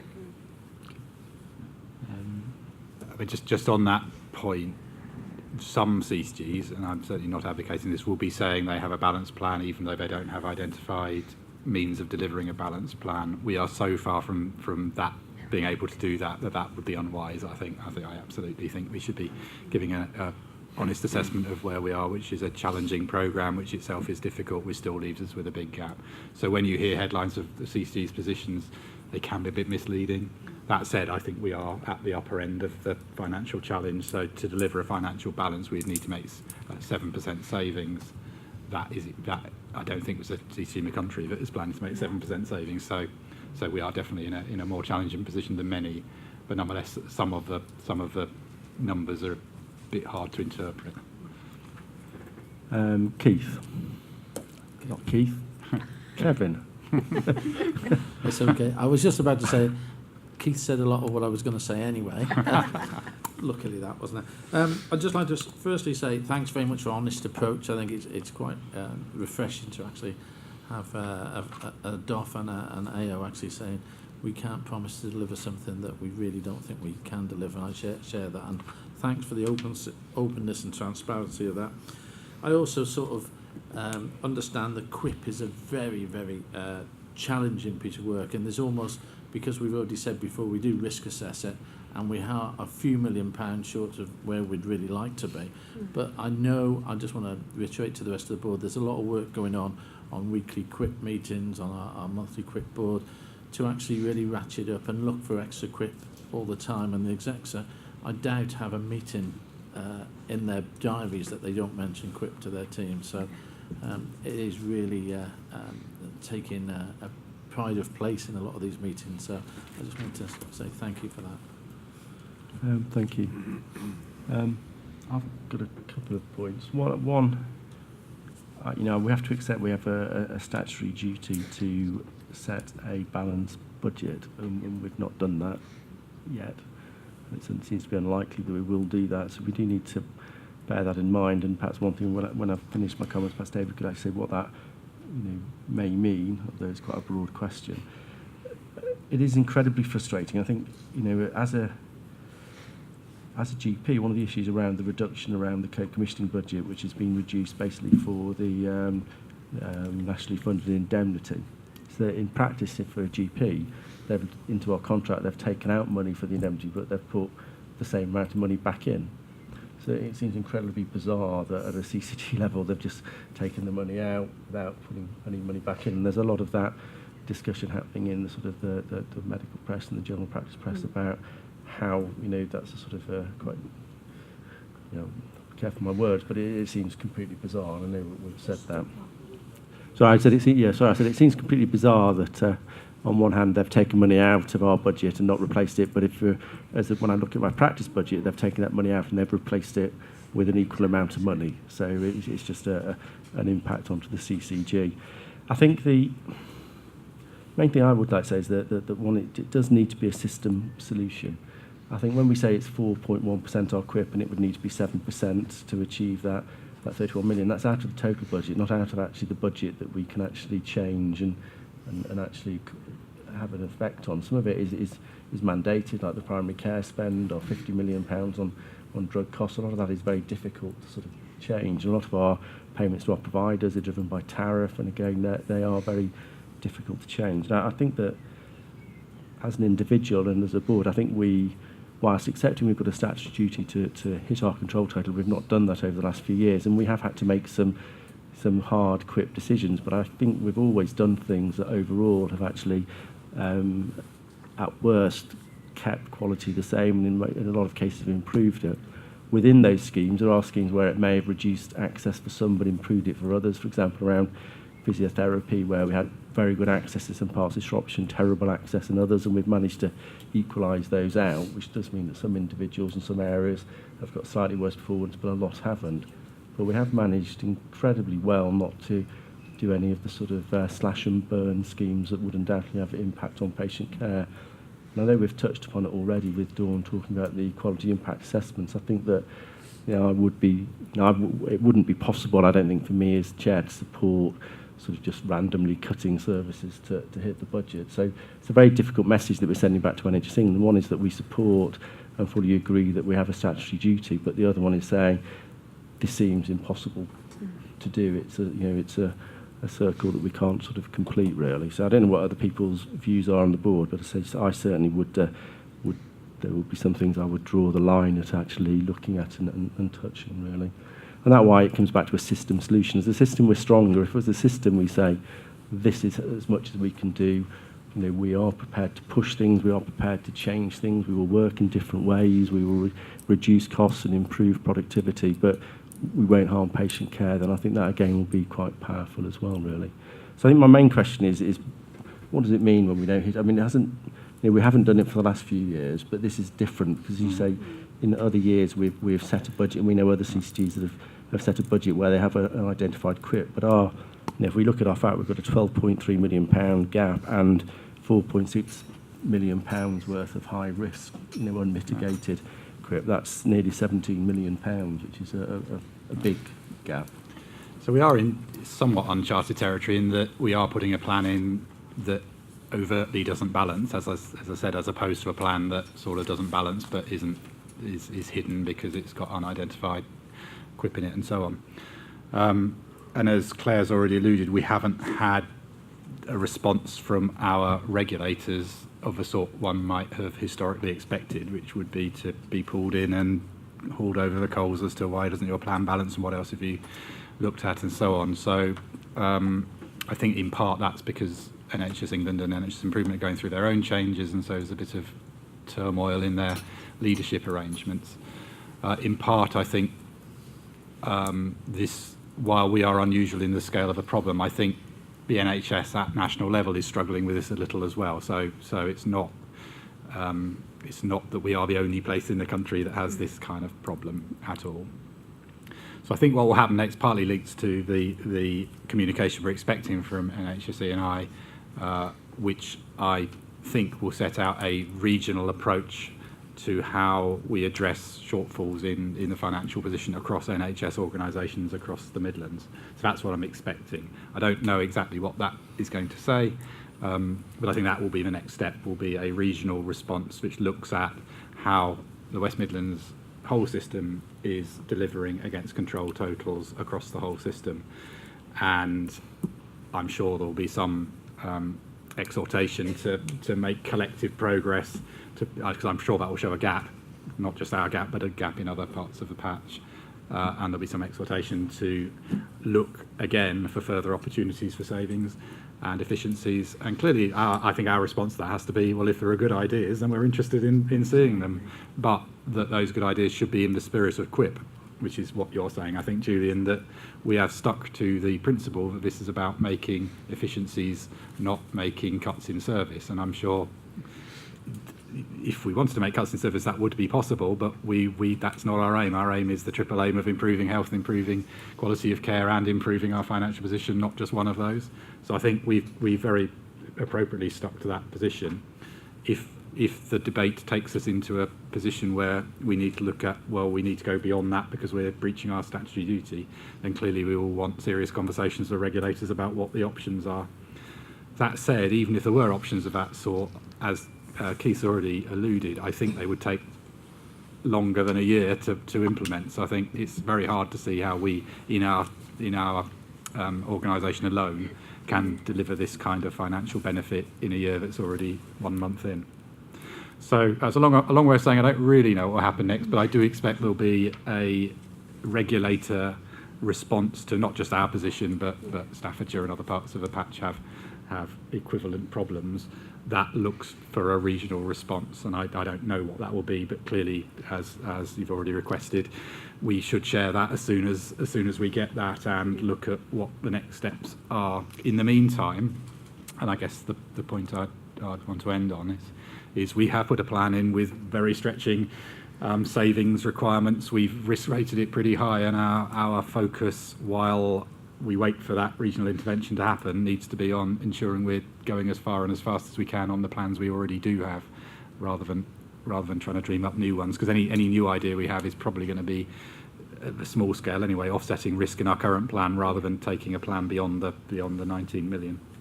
So the support I'd be looking for is your support for us as an organisation and as a set of clinical and managerial leaders and all our staff to be focusing really hard on delivering that which we have got in our plan at this stage, and then we'll come back to what we do next once we have greater clarity.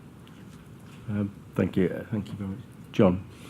Yeah, really just to support and endorse the comments that you've made, Chair, really, in that, that there are certain red lines, and I certainly would not wish to collude with a budget that resulted in effectively in cuts that would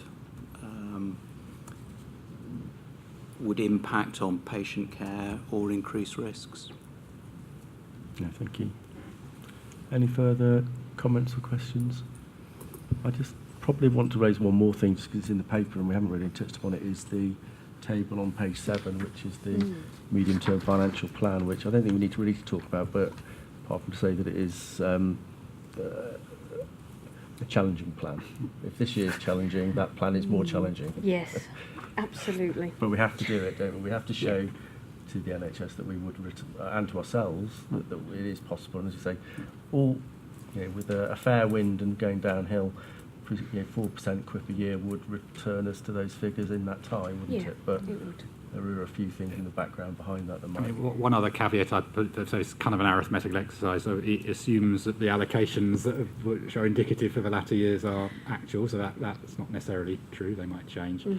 It also assumes there aren't hidden cost pressures of the sorts that have been in this year's budget, because every time there is one, that just adds to the financial challenge. So I think take it in the spirit it's meant, that all other things being equal, if we delivered savings of that scale, which we already acknowledged are very challenging, at some point in the foreseeable future, we would come back into balance, which is clearly good.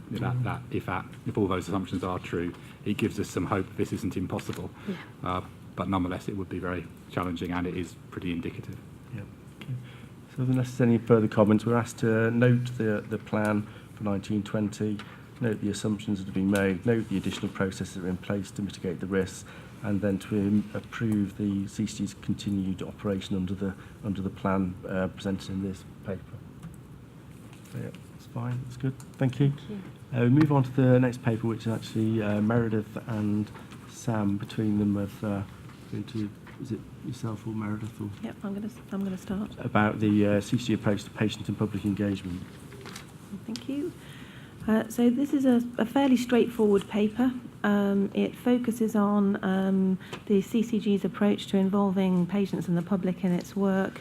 It sets out the legal requirements for the CCG, the range of principles that the CCG applies in terms of its approach and how this might work in practice. So it really brings these elements together and consolidates them in this paper. And this is really brought to the governing body in terms of endorsement of that position going forward. Nothing more complex than that at this point. So before we sort of look at whether the governing body has any comments, I'd just like to pass over to Meredith for any points that you'd like to raise. Thank you very much.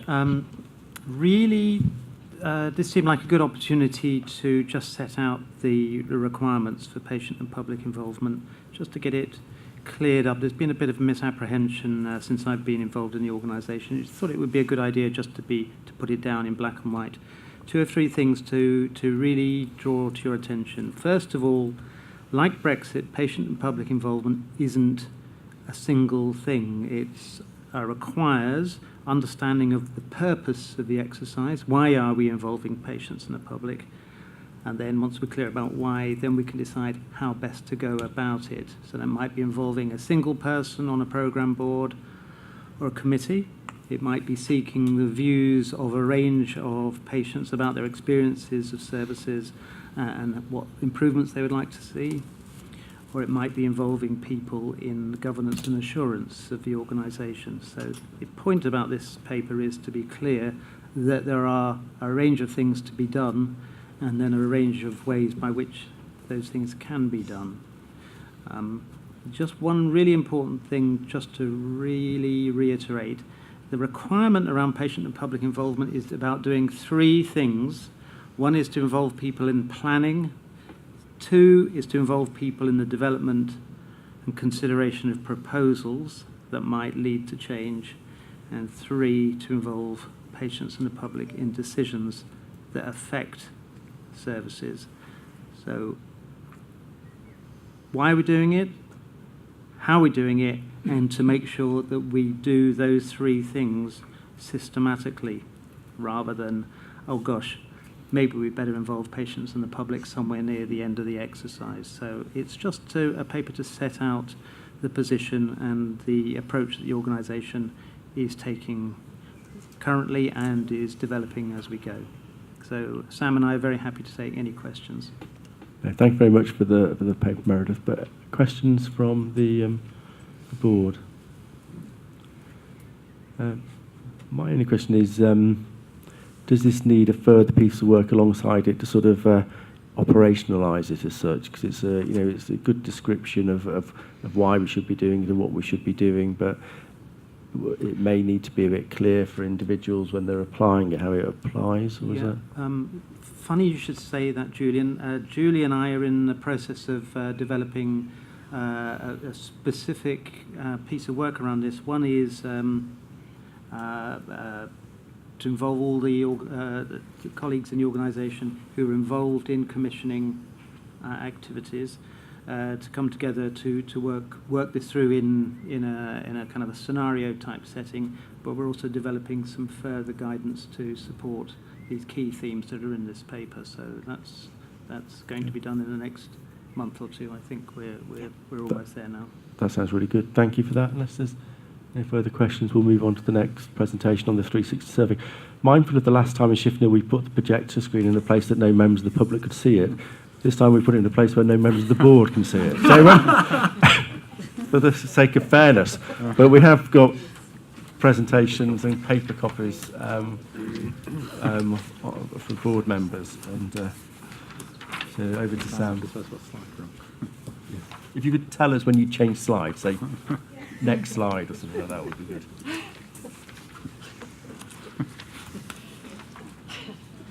No. No. And obviously mindful of the fact the speakers are pointing in the wrong direction. You might have to shout. Yes. So we're on. Is that better? That's better. Right, okay. So although you can't see the screen, you should have this presentation in paper format in front of you, so we'll try and work our way through that. So essentially what we're looking at, it's buzzing at me, is right, okay, this is not going well so far. There we go, right back at the beginning. Fortunately, you couldn't see that. This is to present to the governing body the outcome of the annual 360-degree stakeholder survey. So those of you who've been around before will probably recognise the format.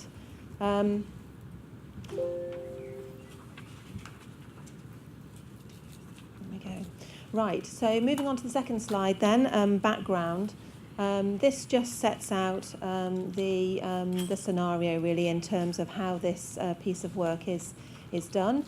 As usual, stakeholders will ask a series of questions.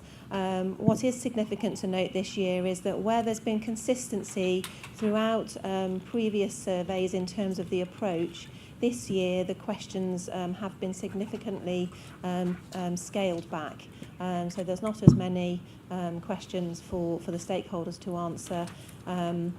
Whilst this may be beneficial in some ways, it does mean that comparison to the position in previous years is a little bit more difficult this time round. Nevertheless, as you'll see as we go through the slides, we have attempted to do that where we can. So each of the stakeholders, they're all asked the same questions, no bespoke questions this time round. So a level playing field in terms of what information has been requested. And this was carried out between January and February this year. So they're coming on to the third slide, the table of stakeholders. This just gives a snapshot of who's been approached to give their feedback. We're not privy to which of the stakeholders have actually completed the survey, although in some cases it's fairly obvious because there's only one of them. But in some instances, for instance, NHS providers, there's only one of the 4 of those who were approached have supplied a response. You'll also note from this slide that disappointingly the response rate has reduced this year. And clearly that's something that we'll need to dig into to understand why that might be the case.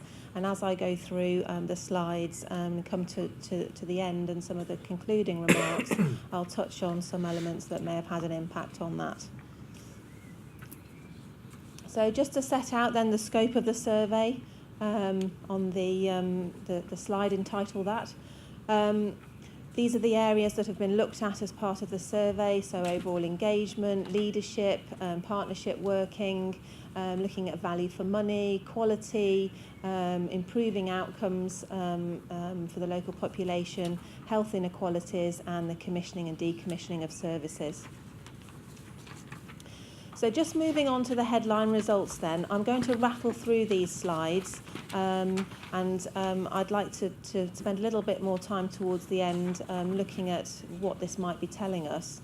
So you've got these in your packs if you want to analyse in a little bit more detail, but I'll just whiz through these now because there's several of them.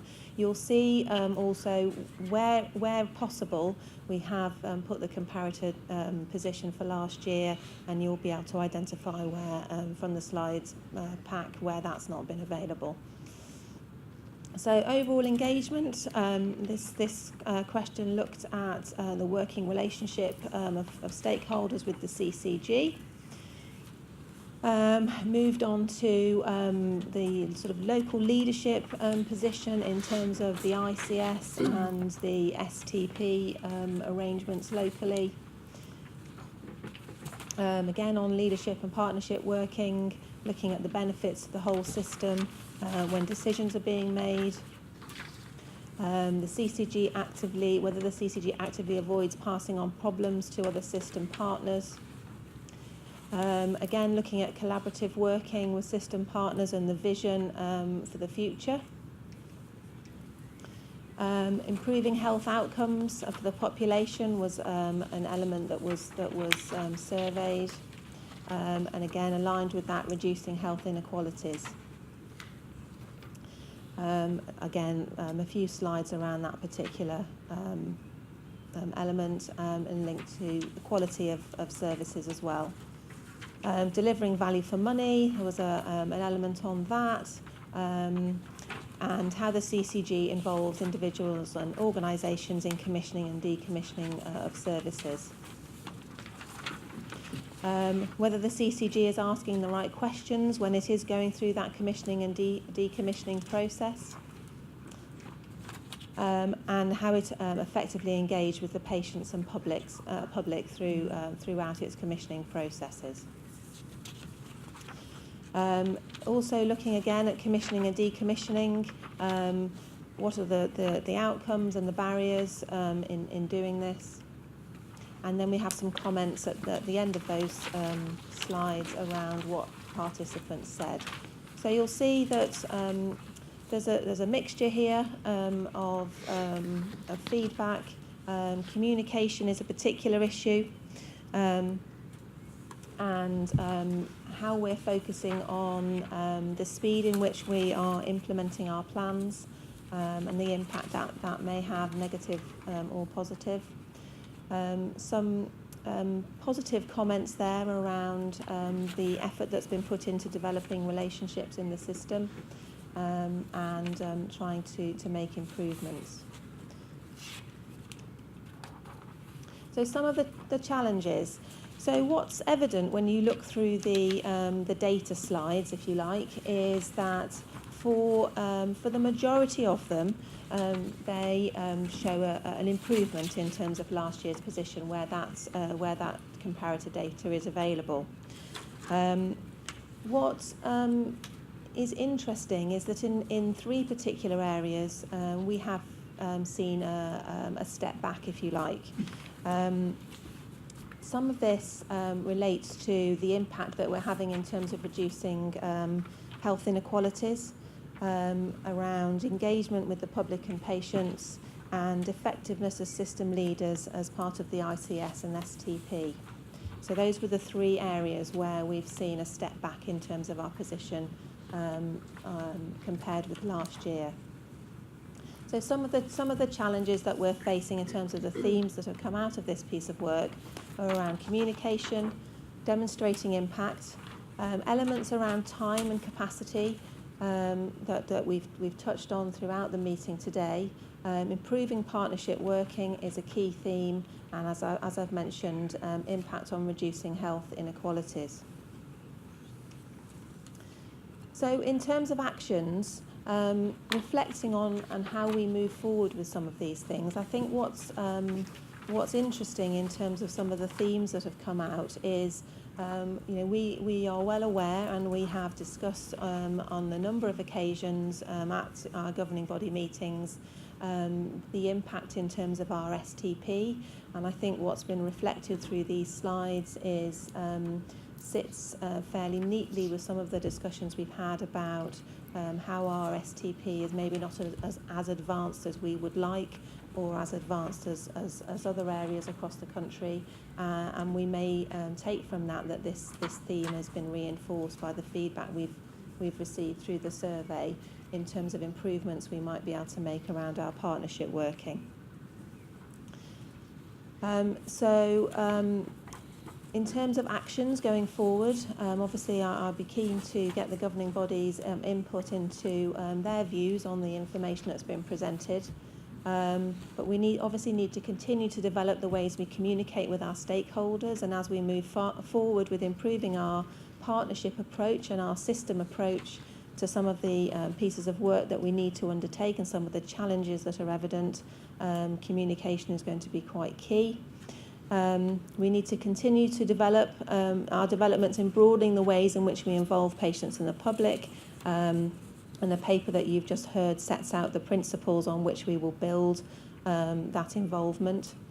We need to continue to develop our systems and plans with our partners, ensure developments are embedded into arrangements for closer working with Telford and Wrekin CCG, and that will be reinforced in terms of the decision we've made earlier in the meeting to move forward with that. And working closely with our public health colleagues to explore how we can improve our impact on reducing health inequalities and the development of our local data set around the JSNA. And clearly there's an opportunity now with a new Director of Public Health in place to refresh and reinforce those opportunities. That brings my presentation to a close, so I'm sure the governing body will have some comments in terms of how we build on this information. Thank you. Thank you, Sam. Before I open it up to the board, if Colin was here, he always used to ask about confidence intervals, and I was wondering what sort of confidence limits we'd have about such a small survey sample actually giving reflective results. Possibly not much comment, but... Right. I did a master's degree. I've already acknowledged. The problem is the small sample the small size. sample means there is a limitation to the interpretation of this. That said, if you compare us to the national scores, we are below average on everything. So I think we'd be a bit and that's naive year on to year. So. This year we are the national comparison, we are below on every single item. So I think we shouldn't on any single item. I think you can probably say it's within the. Who knows? The interpretation needs to be careful. But I think as a collective, it does suggest we're underperforming compared to some of our colleagues. And again, we shouldn't over-interpret this, but mostly the direction of travel is positive rather than negative where there are comparisons to last year. So I guess there is some positive to this, which is there is a small improving trend. But again, you have to be really careful over-interpreting the data given the sample size is so small. Yeah, I'm sorry, Keith. It's not just the small sample size that concerned me, it was the fact there was no response from the Health and Wellbeing Board and only 1 out of 4 NHS providers replied. And I know every person's piece of feedback is important, but those are probably some of the most pivotal bits of feedback that we'd be looking for. I would concur with that. I think it's shocking. I mean, I always fill mine in when I get them from other people, and I think I can't understand why they're not completed. As co-chair of the Health and Wellbeing Board, I probably need to be a little bit careful, but I obviously didn't receive it, but I have received other CCGs. And my other question would be, should we be sending them out? We've only got one other CCG that we send it to wherever, whereas we do border with a number of CCGs to the north and to the east and the south, not to the west. So I would agree that we need to feed back to our partners that it would be nice if they could fill in the forms for us. Meredith. Thanks. It may be clear, I haven't seen the material yet. How do we go about seeking the views of patients and the public? I think that's what we've done in other forums. This is particularly the 360-degree feedback between ourselves, providers, other CCGs, and Health Watch and other sort of contributors. Yes, I mean this is an externally managed process, so we're not involved in the mechanics of it. Thinking about the kind of sample size. The reason I'm interested in a way is the CCG in the course of last year was fundamentally involved in the Future Fit consultation methodology and delivery. So in some respects, we would have put more into involving and communicating with RCF than we would ever have done before or could ever do again. So I'm just wondering about the validity of we may not be communicating very well with patients and the public. That kind of just makes me wonder about how reliable. That's Graham just well. We do send it to the patient group, don't we? And Health Watch, so they're included in the other category. But no, I think you're right. I mean, I think it's interesting the practice response has fallen. I mean, I think that probably, again, isn't brilliant, but and again, we ought to flag we did send a few communications to them asking them to fill it in, and we do have locality managers, so I think we should be more proactive about seeking the views of our member practices as well, and I think that's disappointing. It would be, even if it's because they're unhappy with us, it would be good to know. So, Finola. Yeah, my question was, it would be good to understand why the response has fallen, and the lack of response from other providers, though we may not get a response. But, yeah, I think it is important to know. And as you say, it might mean our position might look worse, might look better. But I think it is important to try and understand that if we can. I think interesting. 2 years ago, we probably had quite poor response because last year we did it differently. Each of the executive team and certainly myself were given a list of people who've been sent the form and encouraged to ring them and contact them directly. So it would be good to see what the response rate was the year before compared to last year, because I think that probably did increase the response rate. Yes, and we can certainly look at that. I mean, the approach we've taken this year is not just to leave people alone to get on with it. We have had staff who've been actively encouraging providers. I myself had been in touch with the chair of the Health and Wellbeing Board on more than one occasion to request that the survey was completed. So it's not that we have taken a slightly different approach, but it's not that we've just left people to their own devices to complete it without any encouragement, shall I say. Thank you. Any further comments or questions? If not, I think we just asked that was for information, wasn't it? Okay, so thank you.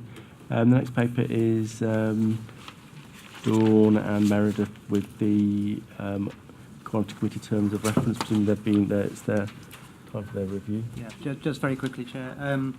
It struck us towards the end of last year that the terms of reference hadn't been updated, and we wanted just to bring the slightly revised terms of reference to the committee, to the governing body. Two small changes. One really important thing: there was no purpose specified on the terms of reference for the Quality Committee, and we thought that was probably a bit of an omission. So there is now one, and one or two small items around the membership have just been updated. So that's all there is. Just to draw to your attention to seek approval for the refreshed terms of reference. Thank you. Dawn. And just to say, we inadvertently left Julie's membership title out of there. who's a very important part of the committee. So that was an error. Sorry. A meeting I didn't have to go to. Thank you. She has now paid her fees, so she is now. So that needs to protect, and also on the back page, the date of review. Is that then updated for 3 years? Then is it, or they've done yearly? Is the yearly? Yeah. Okay. But again, I guess thinking forward to the new organisation, we need to look at these alongside Telford's equivalent and looking at how we meld them. Thank you. So we'll note that we'll approve those terms of reference to the audit for the Quality Committee. And then we come on to the Keith with a summary of the Audit Committee. Conscious of the time, I take it everyone will have read my words very closely, so I'll just mention 3 things. Firstly, the Head of Internal Audit opinion improved to moderate this year, so that reflected the improvements in our systems. So thanks to all the staff who've helped to make that a reality. External Audit confirmed that our value for money conclusion would remain as adverse, which is the worst of the qualifications that you can have. It's largely because our financial position is not sustainable. I can't be anybody who's surprised about that in the whole of Shropshire, I wouldn't imagine. But on the other hand, in the discussion of the value for money conclusion, External Audit did make some very positive comments about the work on future fit and the comprehensive and early escalation of our concerns about quality issues at SAF. So it was a very balanced report and discussion that we had with them. And then just to note that as Claire mentioned earlier, the final accounts audit is underway at the moment, and they'll be reporting to the Audit Committee on the 21st of May, and that will be obviously the highlight of the year for everybody. Thank you. Do you have any questions for Keith on on that report? If not, thank you very much, and we'll note that report from the Audit Committee and note the value for money conclusion remains adverse, which says to be unavoided due to our financial position. Lynn, thank you. We move on to the Health Watch update. Right, so yes, this is just an update on what we've been doing over the last couple of months, and so I'll just assume that it's been read. I think the thing to point out is our forward plan, our 4 priorities. This year they're intentionally broad in order for us to be responsive. They've also been developed by looking at the STP priorities, the CCG priorities, the Health and Wellbeing Board priorities, Health Watch England, etc., so that we can be in line with the work that's going on. And in terms of the wider work that we've been doing, we're just going to be completing our work on the STP long-term plan, and the survey was originally going to be closing on the 30th of April, but there's an extension till the 17th of May, so we'll still be encouraging people to complete that through our normal avenues. But if there's any questions, I'm happy to answer them. Any questions? I'd like to thank you for the report. It's always very useful. It is good to read the online reports as well, because it is quite good to remind ourselves about what and helpful to see what other practices are doing that you've picked up, especially about the report on the accessible information standard. It's been very useful for our practice. And the CQC commented on that one actually, saying how useful that they'd found it and they were taking it with them on their inspections. No, so thank you for that, and thank you for this report. Then follow a series of reports that are attached for information only. The only one that actually it shouldn't be included was obviously the South Locality Board. That the minutes weren't signed off in time to release these, as the meeting was last Thursday, so the day before the papers were released. So in fact that needs to be removed from the agenda. But otherwise we've got the CCC Clinical Commission Committee from February and March, the Finance and Performance Committee from February and March, the Primary Care Commission Committee 6th of February, Quality Committee for February and March, A&E Delivery Board, North Locality in February, and the Shrewsbury Action Locality Board in February and March. So they're all there for information if there's any questions with regards to those. If not, thank you. And I've not been notified of any other business, so the... Sorry, Julian, because there's just one thing. It's Dawn's last meeting, isn't it? Yes, So it is. I think just as a governing body, it'd be nice to No, you're right. formally wish her all the best. Thank you for highlighting that. Yeah, so yes, that would be the any other business that's most important. We need to thank Dawn for her years at 2 years at the CCG, is it? Almost 2 years at the CCG, and thank you very much for the help and stability you've given us, and that will be a good building blocks moving forward. So that was remiss of me not to say at the beginning, but thank you very much, and thank you very much, Keith, for reminding me. The date of the next meeting is Wednesday, the 12th of June, and we'll notify the time and the venue nearer then. So thank you very much.